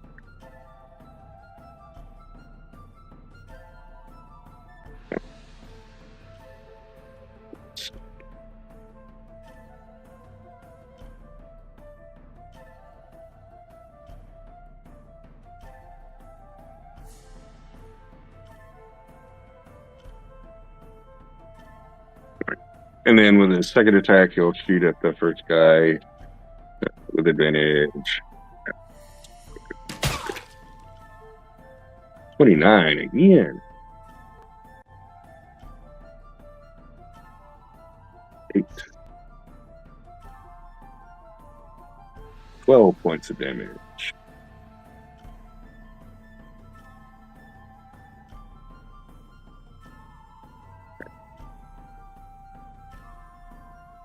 Right. Nearly killed one of them and wounded the other. His attacks there. Flaming arrows come and strike these smaller xenomorphs as they're making their way over to your position, Kellen. Okay. That being said, it's their turn. They're going to move.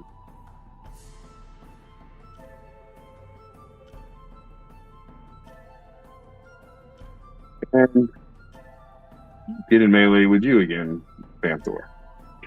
They don't have enough movement actions to attack you, but they are now in melee with you, Phantor. That being said, your turn. All right. Really glad they weren't able to attack. I'm going to use a bonus action to use my chest piece to do Barkskin Aura. Okay. And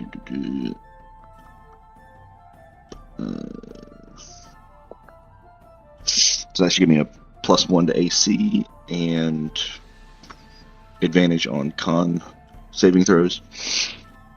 And it says it has a Nice. I like it. Keeps that concentration. and it said it's a 10-foot aura, so I don't know if that's radius or Yeah, so 10 foot out from you. okay. I am going to strike realm right there, enough to hit those two, but not me. Dexterity saving throws on my Yep. account. May pass. What's the DC?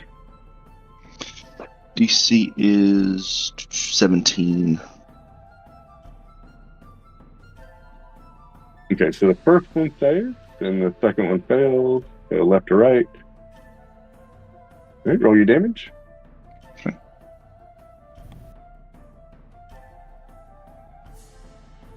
3d10. 20. So he takes 10. And that one dies.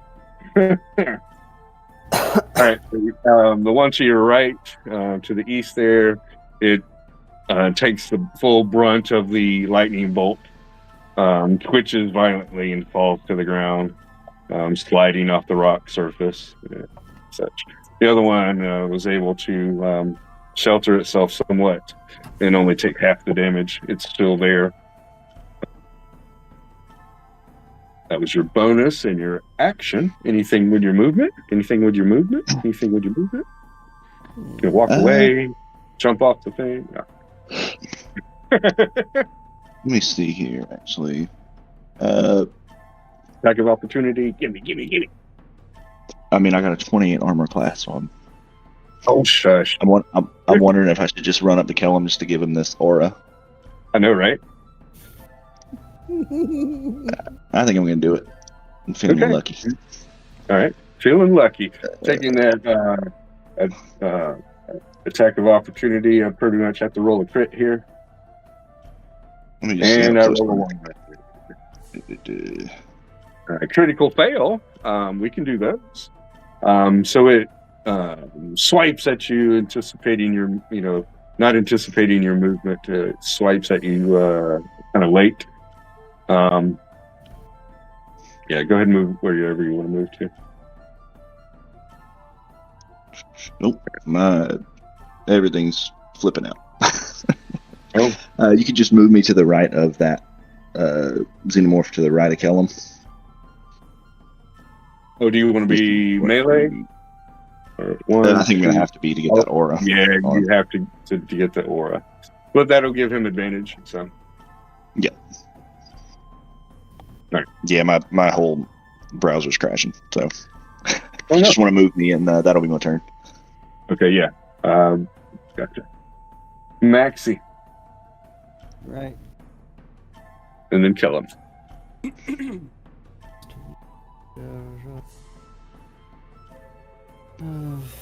Frag it.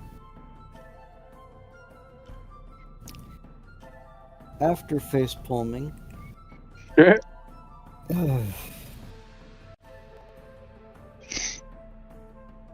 Short bow. Got it. 25. That is going to hit. Right. I wonder why you didn't do that. You keep her back and have her shoot. Alrighty. Okay, so 6. 6. Okay.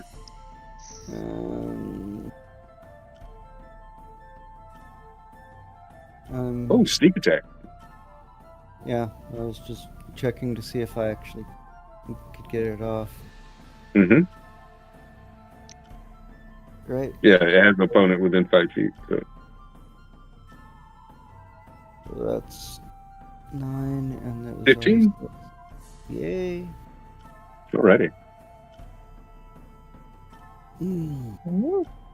Hey, at least doing one more point of damage than you're about to take. You take 14 points of acid damage, reduced down to 7.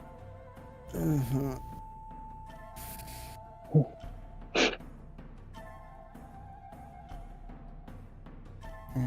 And I'm not Yeah. certain if Maxie would do this, but she might say sorry with a little bit of sarcasm mixed into that. 100% she would do that.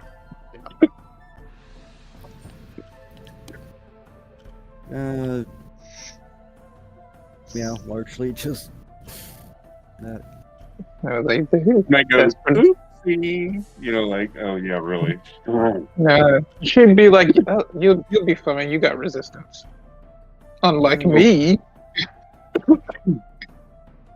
If you'd like to do the hide action, you could roll with advantage. Yeah, she's gonna try to disappear.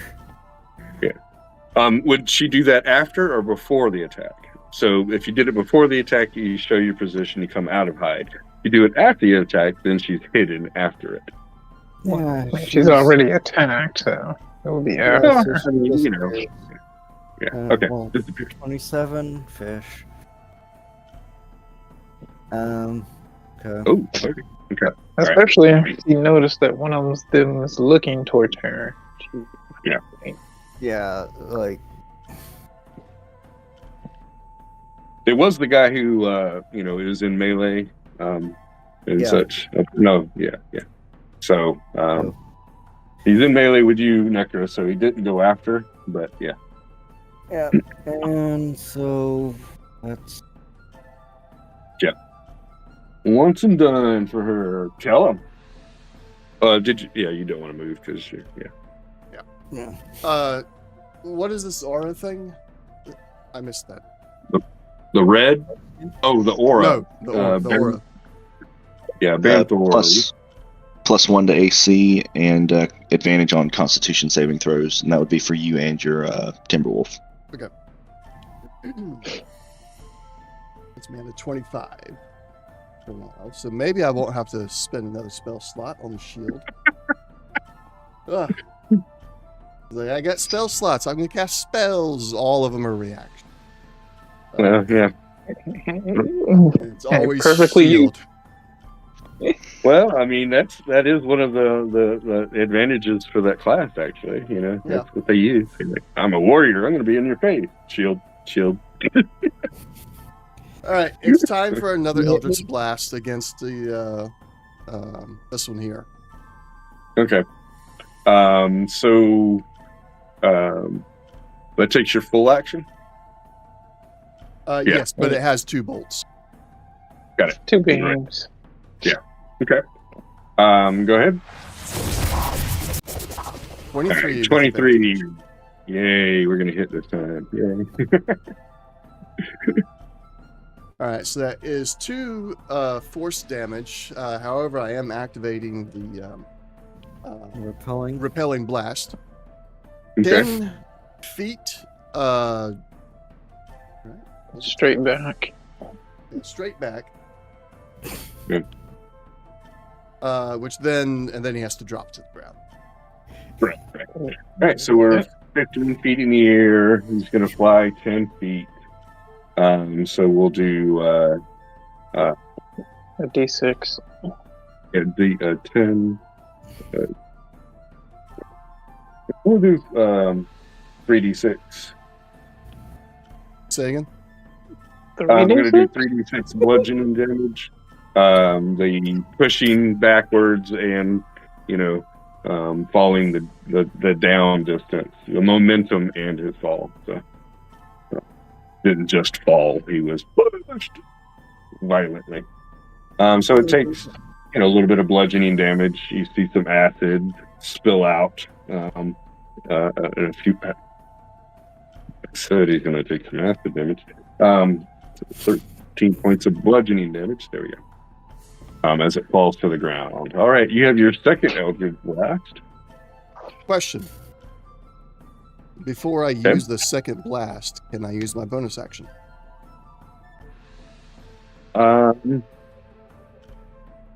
What did you want to do? Well, there's two things I want to do. I want to swap places with Vizdemir. I want to Angelic Flame Sword this one, and then use the second blast to push him out with the other one. I gotcha. Alrighty. Okay. So you blast the one. Mhm. You use your movement and your coordination to. Whoop! Nope, not make him all wonky. He's fine. Where did you go? Did I move you back? You pushed me underneath Vizdemir. Yeah. All right. Go ahead and. Like so. Hit attack with the flame sword. Okay, use your bonus action. I am not. I've used the advantage I was given earlier, but I am not using the help action yet. I'm saving it for the Eldritch Blast. Okay. 25 to hit. That's a hit. Ooh, nice. Max damage. Nice. And then is that added the flame? Not yet. Okay. There. Ooh, almost. One of them rolled max, so another 9 fire damage. So that's 26 far. Yep. Painful. All right. So before we move, Yep. or before you do your, let's do the acid damage. Yep. Um, Sorry, Banthor, but I did try to keep it to limited with just one slice. That's why I wanted advantage on con saves. Yep. you knew it was going to happen. So let's see, 14 minus the head, right, and the flame. Okay, so that's minus 3. 11. Half of 11 is 5. 5 points of acid damage. And Banthor, you take 7. Is Banthor getting the benefit of As the a- flame? Reducing it? All right. Yeah, you take 6. With your armor, with that, you take 12 acid damage, and then you have your resistance. There we go. Which breaks it down to 6. Yeah. I gave it to you, so no, I can't complain. Alrighty, now Kellum, you can use your other Eldritch Blast with advantage, I'm guessing, yeah? Yep. Alright, 21, that's a hit. Ooh, 10 force damage. Ooh, And max repelling damage. blast. You're doing max damage. Good, nice. They chose. 36. Alright, another 3d6 points of, alrighty, 11. Okay, so that's 47 total. Yeah, let me tell you, these guys, that guy is brutally not feeling good. He is hanging on. The other guy is not quite wounded. But this guy, his friend, that you just walloped all over, yeah, he's not liking life. And can I use the rest of my movement to get side by side with Banthor? He's kind of like Yes. Right there. Yep. Yeah. And Banthor's does his saving throw with a dirty 20.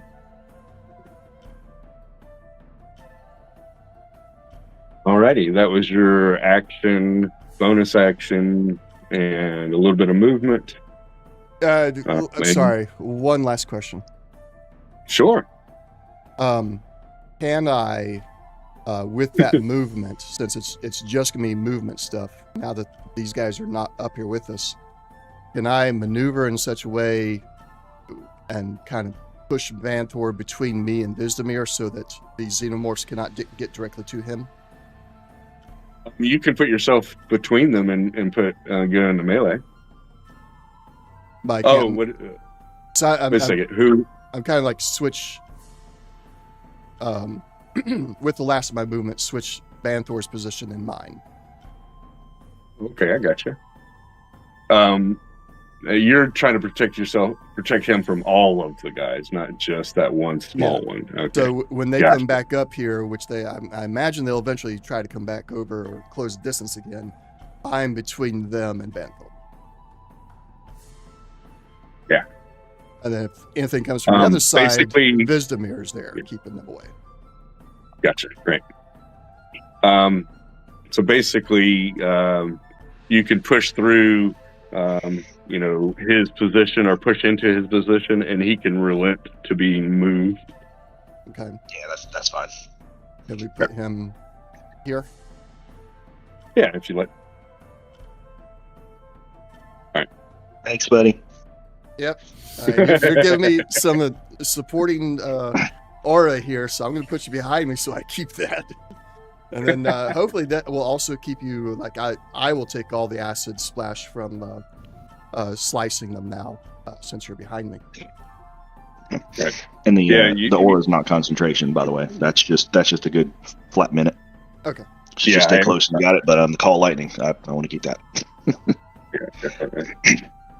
Alrighty. With a little bit of footwork up here, changing positions a couple times. Kellum pushes the xenomorphs off of the rock. King of the hill. I'm the king of the hill. I was about to say some other words. My apologies. I stopped myself. I heard it coming. I know, right? I was like, "Ooh, stop that!" My apologies. All right.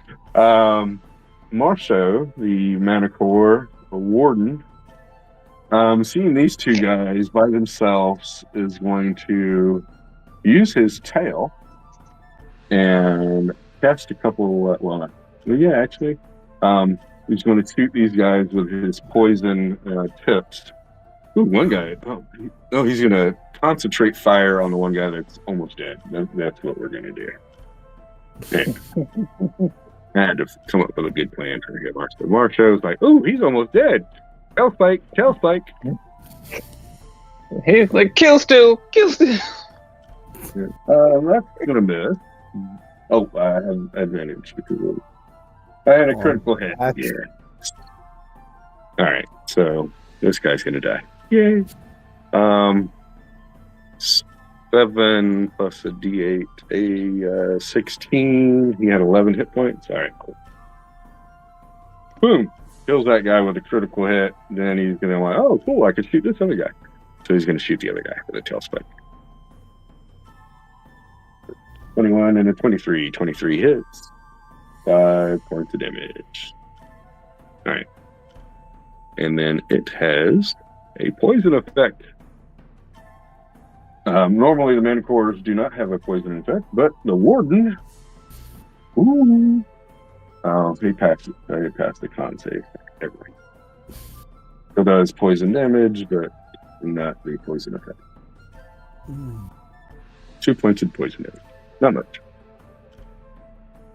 Mainly it's trying to get the poison effect, but not it cares so much for the damage. All right, and then, it's still circling in the air above y'all. He'll come around this side. Ashura. Marceau takes out one of the little pups with his quills and tries to poison the other, but to no avail. So you got one guy, one of these warriors on the ground, and near Kellum, one up on a small pup xenomorph up on the rocks. Not really much to worry about, though it will, maybe help out with advantage for the bad guys. And then Necra and Maxie, who are real close to you, of course, are dealing with a xenomorph who is pretty much fresh. It's pretty much fresh. Yeah, it's been hit once or twice, but only slightly. The one that's in the one in melee with Necro. Alright.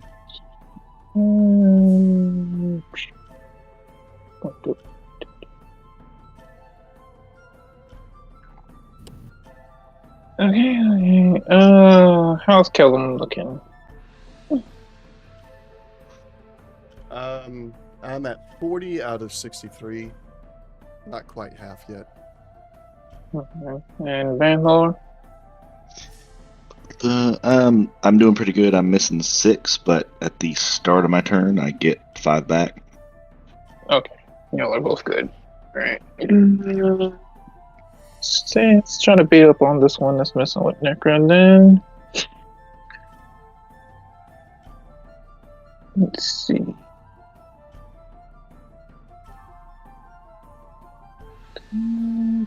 Do that.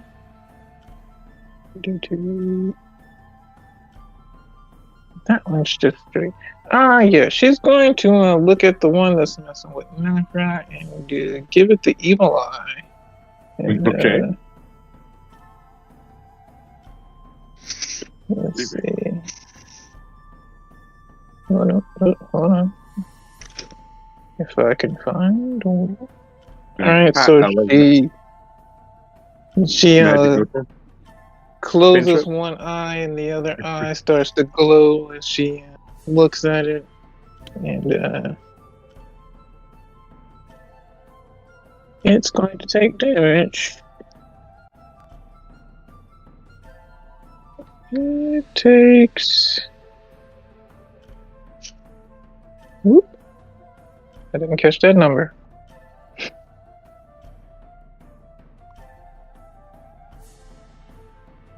Oh, but that's psychic damage. You do have to make it to hit, I believe. Nope. Why not? No. Evil Eye is I stare at and bestow a curse on them. They take psychic damage. Just no attack. Oh. If you needed it, looks like that damage was 8. Ooh. I see what it is. It can get hit on a critical roll of 19 and 20. That's what I was seeing. Yeah. See, because this effect lasts for a round, any attack or unarmed attack crits on a 19 or 20. Okay. But it takes 8 psychic damage, just takes it. Okay. Thank you. Because I stared at it evilly. Evil eye. All right. And then bonus action, finger guns it. Yeah. Okay.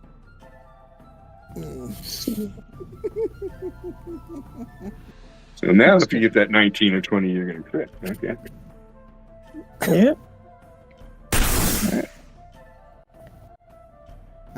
Unfortunate, but that's a critical one. You know, I'm going to use my luck point. You have advantage because of your height. Oh, okay. Well, then I won't use my last point. All right. Like, ooh, that's a 1. I don't like that. Yeah, you don't want the 1 because Necro is right there. Okay, 26. so close. Yeah. Okay. If you wanted to, you could keep fishing, but that's up to you. Sure. Okay. Because you have your luck feat, you could use. No, I'm not going to waste the luck on that one. Okay. I'll just take the hit. All right, 26 to hit. Mm-hmm. Okay. Let's see. Roll the damage. Minus 8 points of force damage. Alrighty. Not quite wounded yet, Necro. Alright, that's fine. Action, bonus action, and pretty much keep in the same area. Yep, I'm going to keep the same spot. But yep, that target until my next turn gets critted on a 19 or 20. Necro. You're going to try to crit? Okay. Do you have anything? Let me check what Vex does. Probably nothing, but So that's a 1. That's a critical fail. It's going to affect your next attack. Let's see. Did you third attack? You could steady aim and give yourself advantage.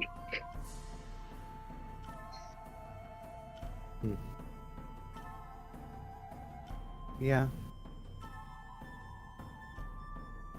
Bonus action is steady aim. Yeah. Steady aim, Also bonus take- action, and no You know, movement. Oh my! I'm gonna test roll to see if Yeah. this is.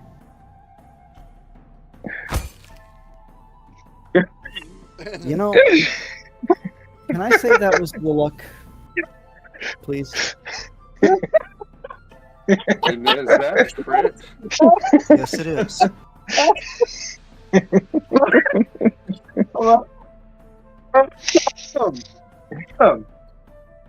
Yes, because it made me laugh so good. You can use that roll as your attack roll.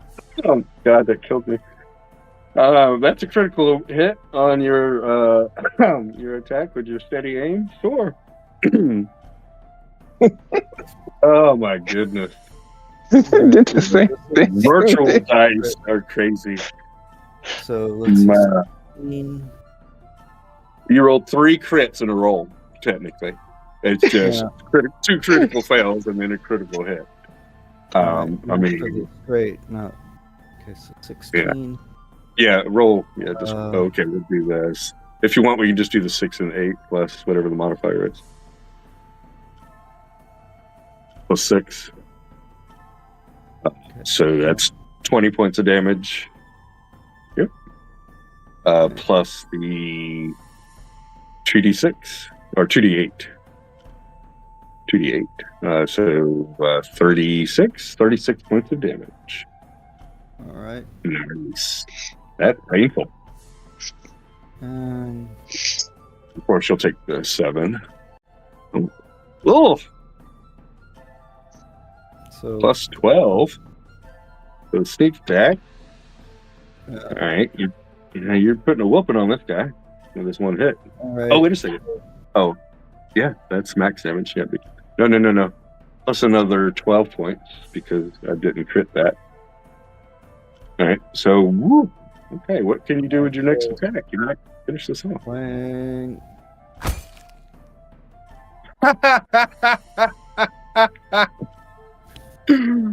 Is that a Okay. crit? Is that a crit? Yes, it is. Out of the way. All right, so it's 8 and 6. 9 plus 6. 15 Hmm. plus. It had 17 hit points. I don't want to do the math. You kill it and take 28 acid damage minus your resistance. Okay. 2 strikes. 14. Yeah. Yeah. Wow, that was pretty crazy. And Necker's just, I'm done playing with you. I'm serious. Nectar's is like, no, and no. I am done here. And you are too. Wow. All right, Nectar. All right, so move. The snickering off in Bonus. the trees. So, You still have your. Oh, no, you don't have your bonus, and you can't move because you used. yep. Steady aim. Okay, steady. Not that I want you to do anything else. Okay. Callum, your guy is going to run up on you and attack you. He doesn't like being pushed around. He's going in for the suicide attack here, basically. What it ended up being. He has no friends near him or you. Rolls a 5 plus 8, so that's not going to hit. Oh, I have to crit still, right? Did you? No, I'm at 25. No, you did not use. Yeah. No, wait. No, I'm not using Yeah, that. it doesn't. 25 right now. Yeah. Okay. No. Even with the +8, he's still swinging for the missing and all that good stuff. All right, Zorn's he's gonna hold off. There's only the one combatant that he actually he's gonna start flying off, and you see him raining down arrows on targets that y'all can't see to the north of your position. Northwest corner. So basically, he's chasing something and dropping arrows off in that direction. Little pup. It will run up to you. It has advantage now. Hey. Suicide attack. One attack, no. Two attacks, no. Okay. Banthor, what you got for us? All right. Another lightning bolt? Oh no, they're grouping up to attack lightning bolt. Right.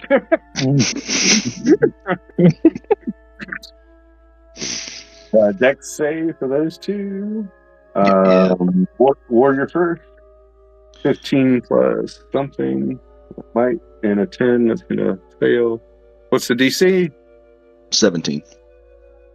Good. I have a +8. So, yeah. Let's see how many hit points does he get left. Oh, he's good. Roll your damage. I don't think the other guy's gonna make it back. 19. 19. Oh no, he's barely there. All right. So that xenomorph pup is hanging on, the little one hanging on with a thread, and then the other one. All right. Anything in your bonus? Mm-hmm. No, I just remember. Start of my turn, I heal 5 points because of that aura. Okay. But nope, I'm content to stay right here. Man, and that thing lasts for 10 rounds. That's nice. And it heals you. It's not temporary hit points. It heals for 5. Yeah. Wow, that's cool. All right. Alrighty then. You're gonna stay right there. Maxie's turn. The only thing is up to the north of y'all, the Xeno pup and the Xeno warrior. And she's got. Yeah. She'll have advantage. Yeah. 80 feet. Yep. Yeah. 80 feet. Mm-hmm. So. And range with the. Okay. So she could shoot. If she's hidden, her first attack is surprised or advantaged. Alright, so. Is that out of her range? No, it's a minimum of 80. It's right at her range. Okay, cool. So she has advantage on her first attack. Alright, so. Oh, well, actually, yeah, because you're hidden. You have advantage on your first attack. Sorry. Mm-hmm. The pup is well within death. Okay, so 18 to hit. Okay. It'll hit either one. Are you hitting the pup or the warrior? Pup, got it. Okay, so short bow. Most likely it's going to kill this. Oh, yeah, it's totally going to kill this thing. I had 4 hit points. So with your strike and your sneak attack, it will kill that one. Might as well roll it because that's the attack she's got. Gotcha. Oh, yeah. Tell you will take 5 points of acid damage. That's with all your resistances and damage reduction.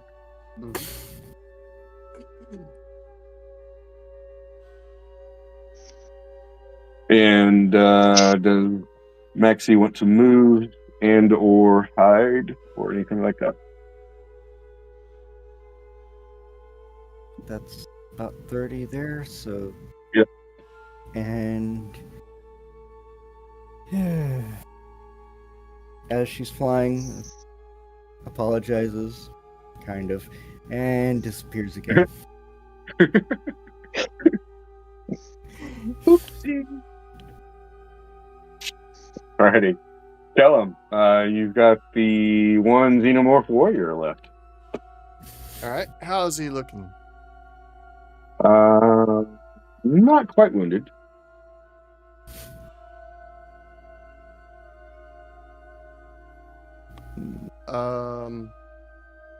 I will use my bonus action first and use the angelic sword, flaming sword. 16. Okay. Vesemir? No, I'm saving that for my spells. Right. Okay. A 16 will miss. Okay. That's fine. Go ahead and use the book. All right. Last luck point. Okay. I've heard you guys use it, but I'm not entirely clear on the use of it. Just roll the attack again. Okay. With the sword. 18. 18 meets it, beats it. All right. Thing plus fire. That's a terrible amount of fire. Oh no. It was. 14 slashing and 2 fire. Okay. All right. Now your action. Eldritch Blast, advantage with Vesemir's help. Okay. So 23 to hit. 23 hits. Okay. 6 force damage and repelling blast again.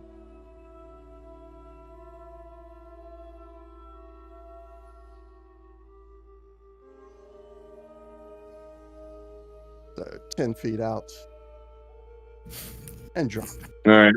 When another crash to the ground. And then I guess your second attack. Yep. Another Eldritch Blast. 18 hit. Yeah, it meets it, beats it. For 6 force damage and another repelling blast. All right. There's nothing. Let me get closer. It's that land feature right there.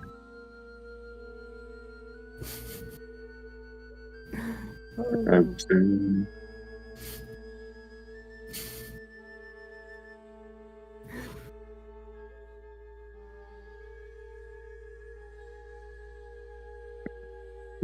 Can you do that? It's almost tempting to say you might want to do a yoink instead of yeet, but I thought about it, but I was like, well, he could just land. He's got that spider climb. That may not work out. Depending on how close it brings him to me. Now, from here, I could, and he'd come directly at me in a diagonal by 10 feet and then fall back down to the ground. But not from the initial 10 feet. The initial 10 feet, it would just bring him back to where he was. yeah. But Yeah, he is. still, Yeah, next time. He is now 20 feet away from me. Did he take his first falling damage? He did, yeah. How much? So he's looking pretty rough now after those attacks, those 3 hits and such. All right.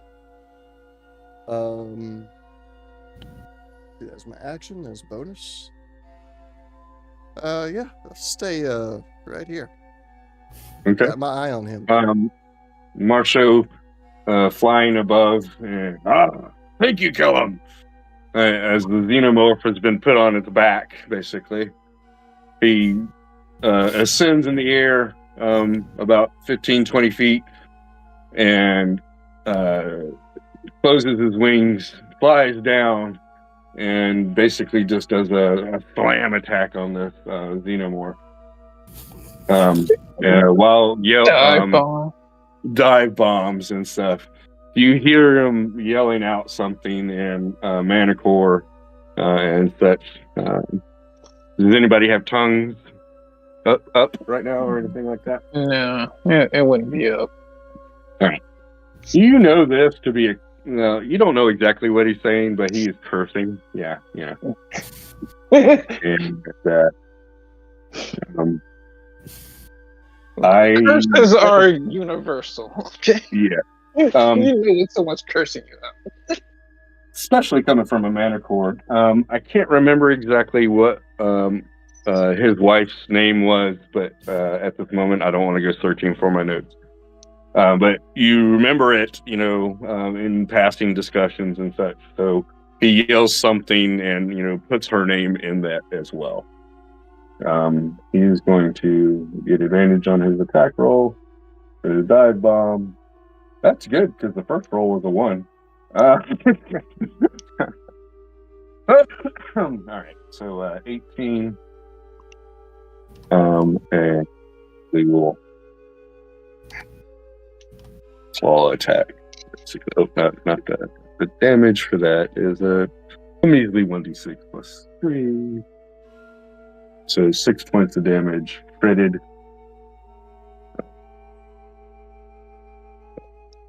So, oh no, that's right. It does max damage. Excuse me. So, 15 instead. Not a lot more. And then swipes at the xenomorph again.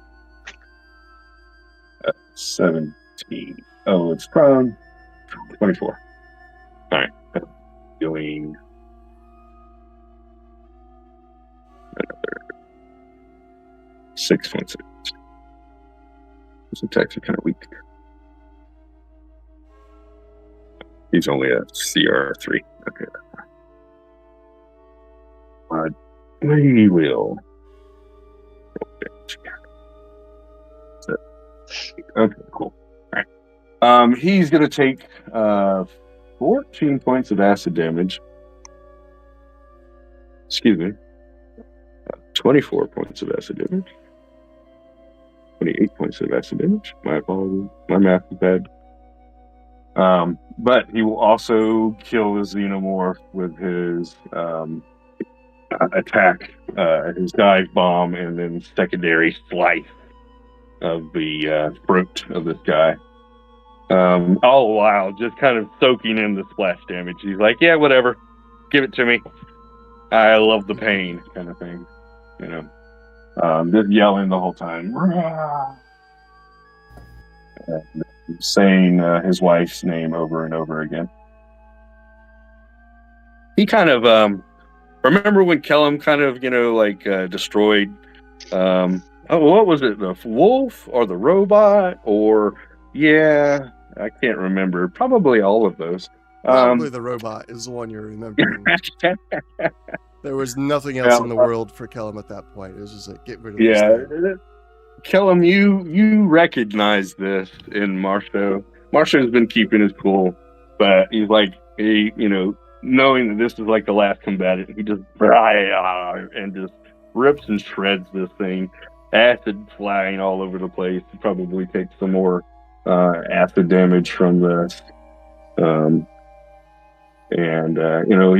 He basically wounds himself killing this thing. Or no. Mutilating its body. Yeah. After a little while, Zorn, is chasing down. He is almost off the map, Zorn, and has been chasing down some Xenos or something with arrows. I guess Van Thor. Is that telepathy a two-way or just a one-way? One way. Okay, all right.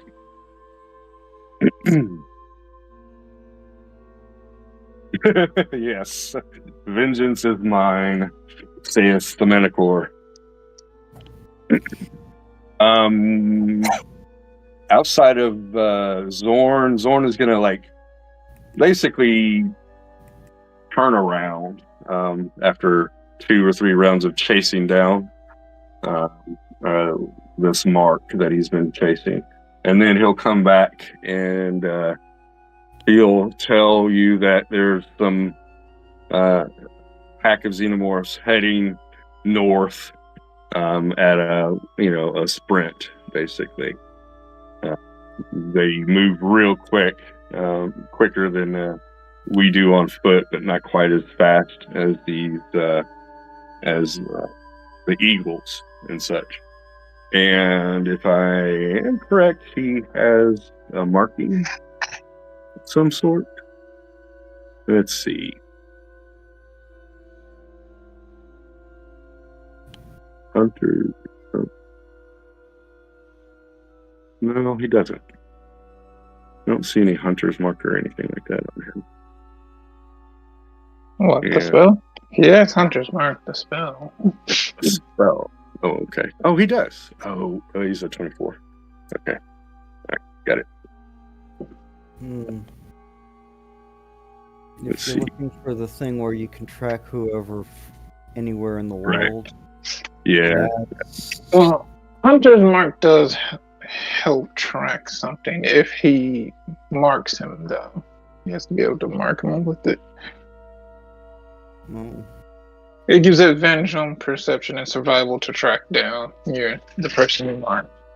Yep, it does. It gives you a little bit of help. Perception and survival checks to find it. Okay. So he says there were 1, 2, 5 xenomorphs, counting the 2 that like basically ran away from the battlefield. Looks like 2 of these big guys. So like there's 3 of these big guys, though 2 of them looked a little different. One of the little pups, and then a huge, a large size creature, xenomorph, bigger than the warriors, and they all took off to the north.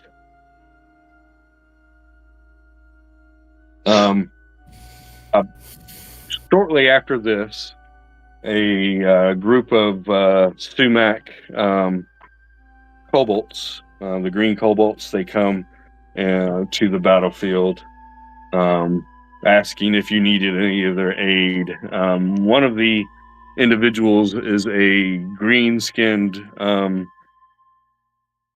dragonborn riding a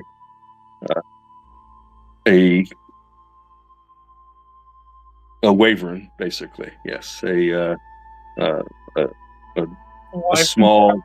wyvern. Excuse me. Yes, it's a green skinned wyvern. Looks a little bit more intelligent than the average, kind of bestial creature and such. Not quite a dragon, but more than the average wyvern.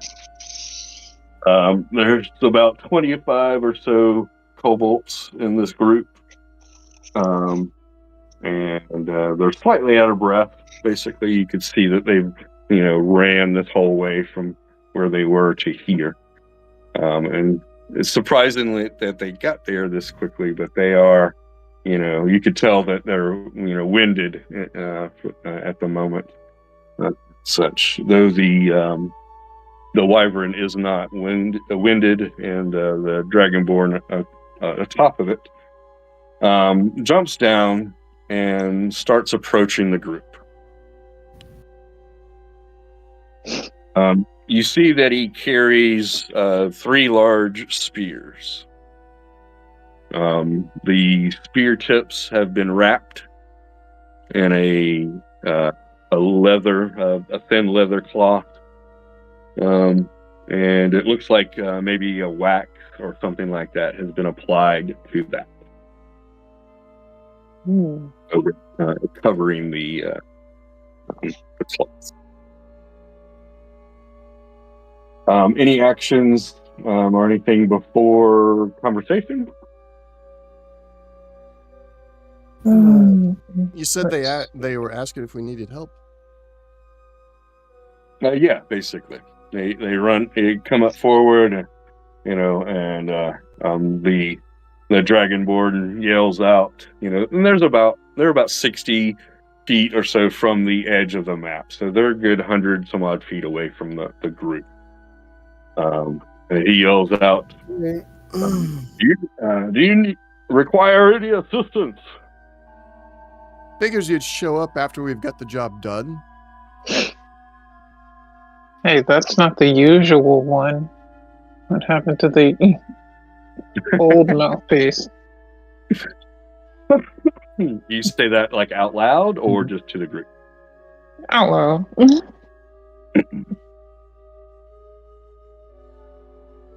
I am the locutus. You may speak with me. That's not answering the question. What happened to the previous one? On a mission of grandeur such as this, to protect fellow members of the forest,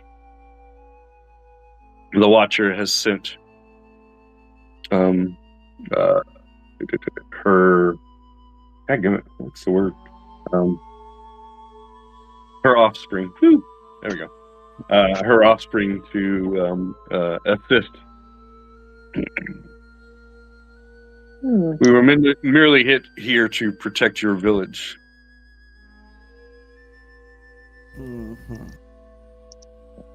Sure. And to warn you that I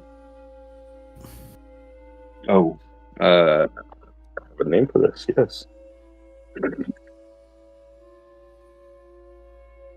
Open. Come on.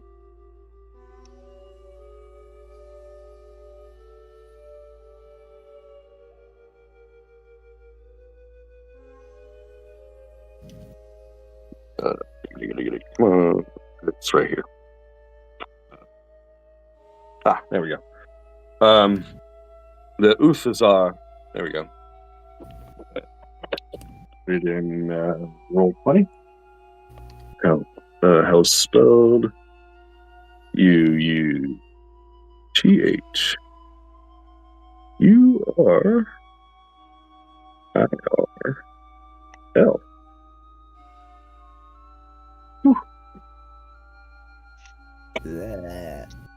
Yeah. Oh, no. That was the wrong spelling of that. It's like a pluralization. So let me do that again. Yes. Well. UUTHSSAR.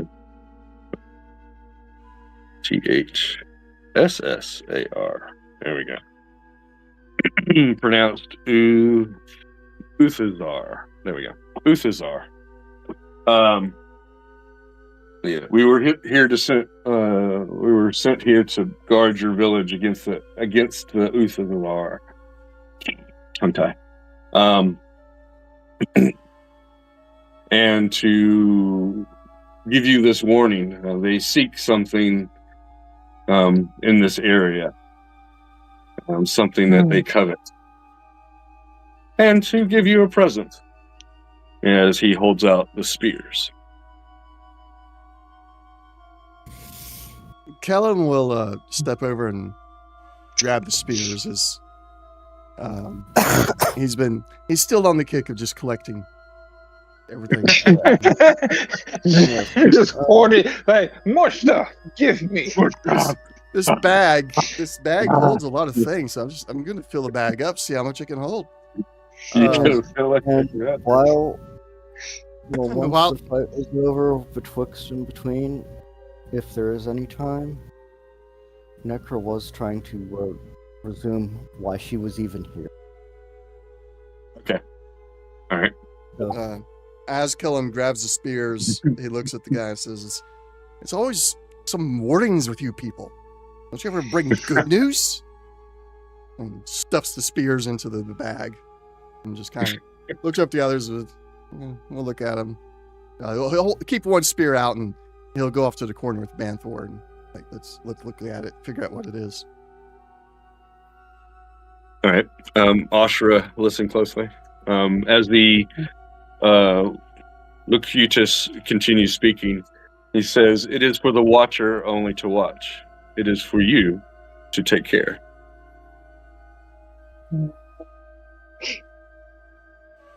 Typical, I don't know which side to choose. Verbiage right there. Gonna wait and pick the winning side, right?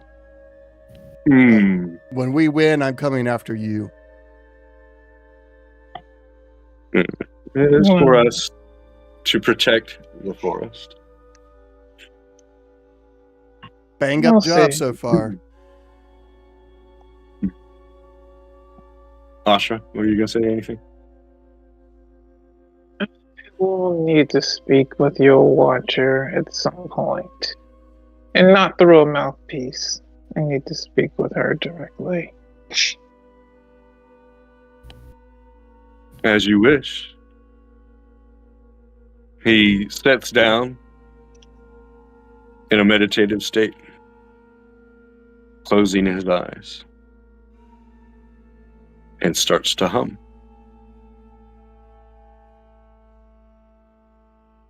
His body jerks, his head flying backwards, and his eyes open. With a booming voice that is clearly not his own, a female dragon. "What do you wish to know, traveler?" Sure, didn't you say in person and not through a mouthpiece?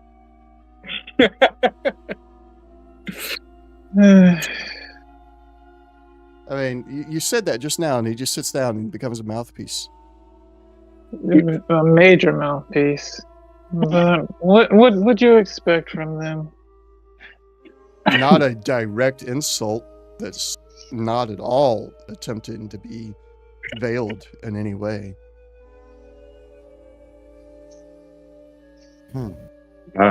You are grand adventurers, even wise and witty. I commend you.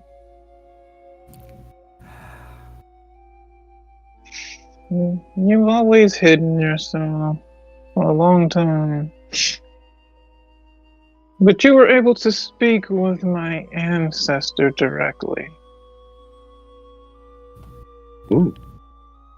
So it is true. I thought I smelt him on you. He asked you something.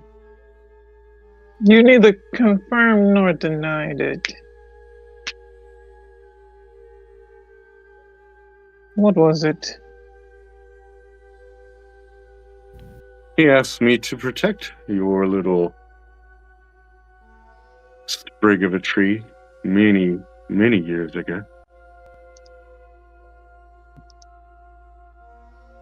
One cannot deny the request of a god, even if he was in mortal form.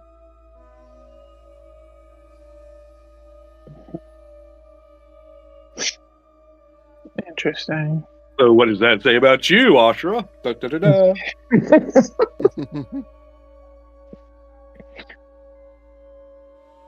Yeah, she's looking and she's her eyes are kind of sparking now. She's looking. It's like she's looking through the mouthpiece, right at this watcher. Not even seeing him, but seeing her.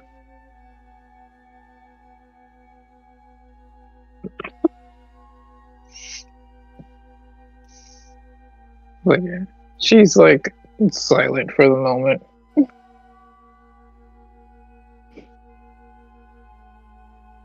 There's something here close. Give me survival.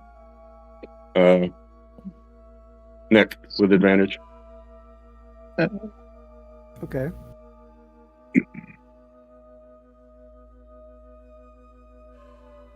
The one whose soul is spread throughout the universe. She seeks it now. Okay. Would you roll? I'm gonna look that. Good night. What is up? Yeah, I've seen more ones today than I have. That is This crazy. has- And like back to back. That's just, Yeah. Like I remember when Ken, you were having problems with the 4. Like it always roll 4s and such. So that's interesting. Okay. 18, you find what you're looking for. Mm-hmm. And about stuff in my bag before I climb back out. So okay. All right. Okay.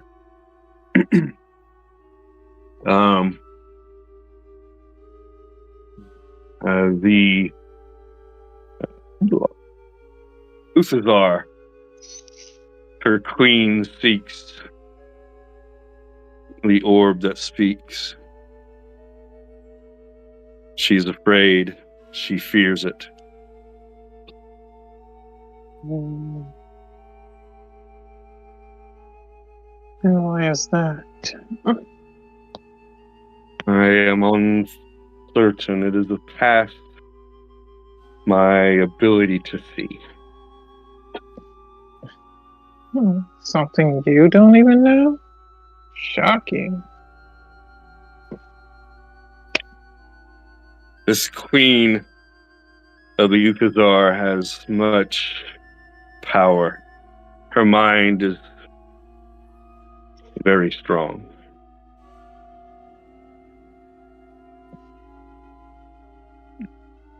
Does that worry you? Does that scare you? Things that I cannot see clearly are a concern. I'll take that as a yes.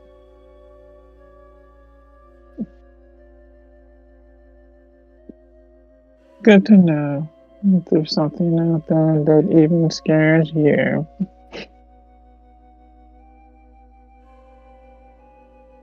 I hope with this small gesture of goodwill, as the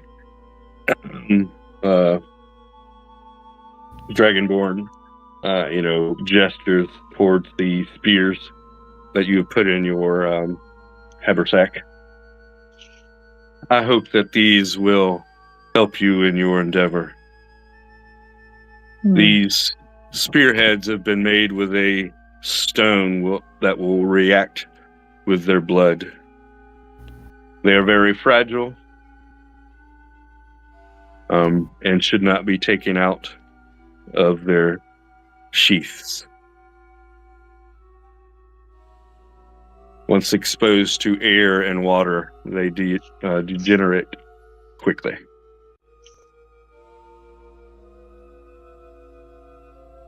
Do you have any other questions, adventurer, child of the gods? Not at the moment, but I'll be in touch. Okay. Banther, you get that message? All right. And Ashra, what was that again? I'm sorry. So not at the moment, but I'll be in touch. If you survive, please come seek me out, child of the gods. If I survive, it's my destiny. We shall see, child. We shall see. And with that, the Qtor, his eyes roll back to where they're supposed to be, and he looks up at you. You have been blessed with the voice of the Watcher. And all the kobolds kind of mumble something underneath their breath in unison. Call cult-like and such. He stands, turns his back to you, and walks towards his wyvern.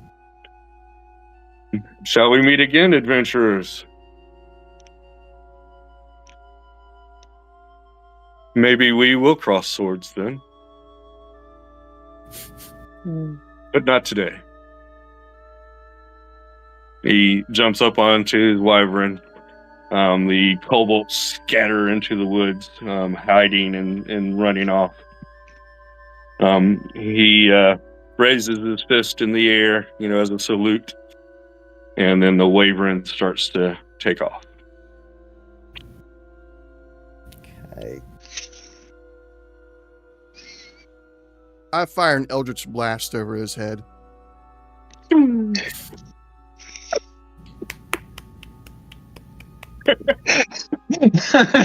glad. Yeah, I was thinking, should I do it? Because I was so tempted to shoot a bolt.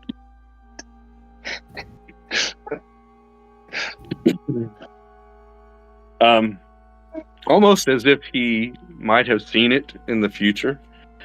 He moves right before you throw the bolt. And stuff, and then kind of looks over his back and waves again. So he moves out of the way of a bolt that wasn't headed towards him anyway? Correct. So he doesn't even want it to go over his head. I think it's more of a flex. Yeah, Kellum's not seeing it as a flex at all. It's a petty. I I don't want you to hear me. I see that as like he jump scared, like. You're that scared of my Eldritch Blast that you're going to move out of the way when it was fired in just a shot across the bow, man. You're that scared of it. Okay. All right. Kellum's not letting him get a flex. Okay, understood. I love it. XP? Does anybody want XP? Yes, please. XP? Does anybody want that? Yes. Okay. Yes. All right. Been waiting for it. Yep. I need to do the calculation for the wardens. So non-wardens, you get 6,000 XP.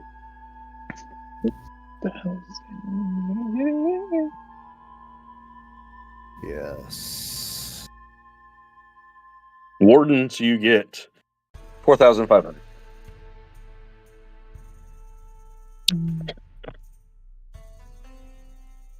I need more.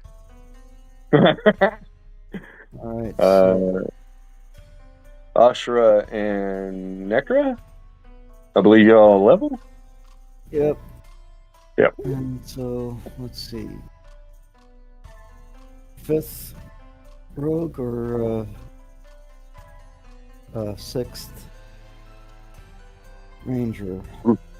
Ooh, 6 ranger. Wow. Oh, daggum, both of those. Yeah. So that's Wow. question. Ooh. Oh, let's see. 6. Up the sneak, uncanny dodge versus So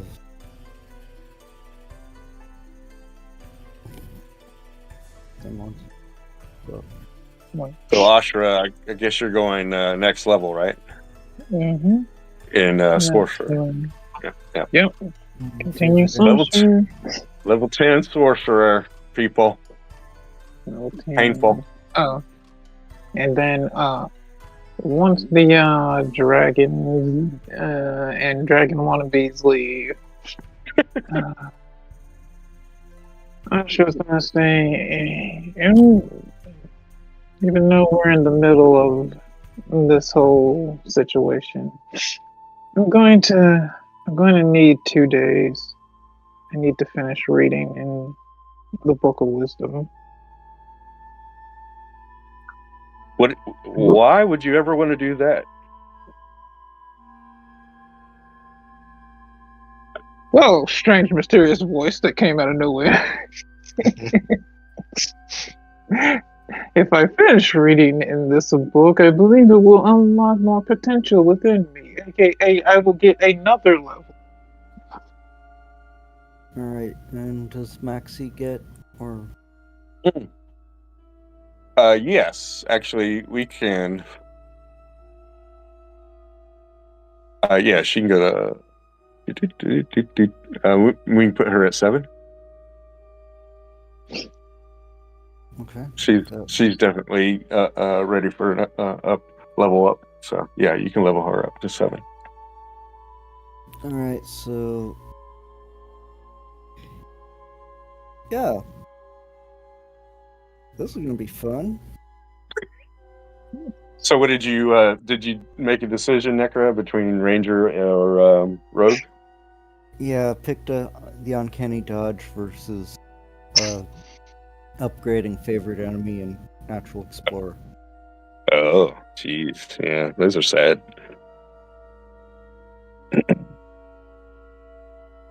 Yeah, next campaign we might need to redo the Ranger if anybody wants to play one. No. Yeah, the Tasha options are better. What level 6?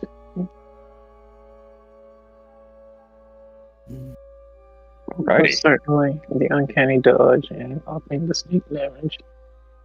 Pays off. Necra, Oscar, what is your XP at? I need to correct Zorn's. So 67,004.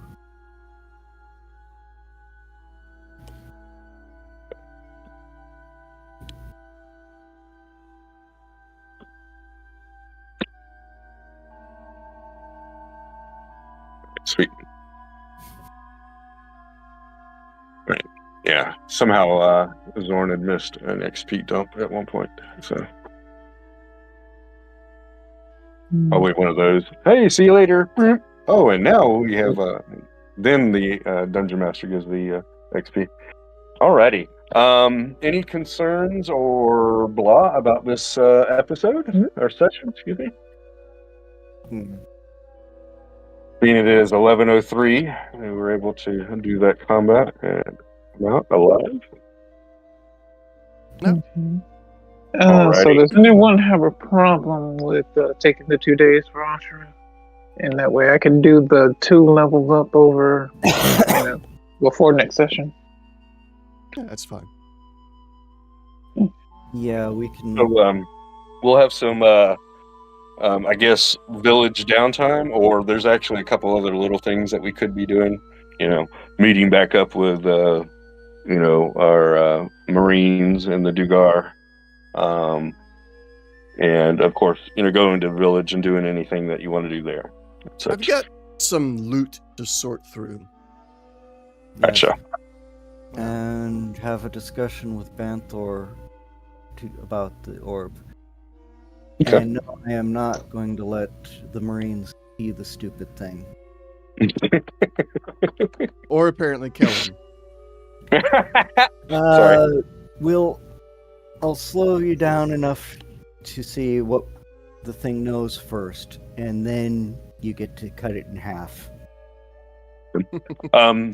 When you get to it, Necra, just before we'll finish that up, but you get to it and it looks like it's in an inactive state. It's just sitting there, not doing anything, not humming or blah. Just there and such. Just letting you know. All right. Yeah. Let us look at the calendar. Is there anything else we want to do before we shut down this stream, or have you done that? No. We're still on. But I think next week is going to be fine, right? Or not next week, but the next session, the 21st? 21st. As far as I know, everything is good. Good for me. Should be good. So Yeah. that's when we'll see you again on stream, everybody. Till then, thanks for on watching. the 21st. 21st, yep. We All right. killed the Xenos.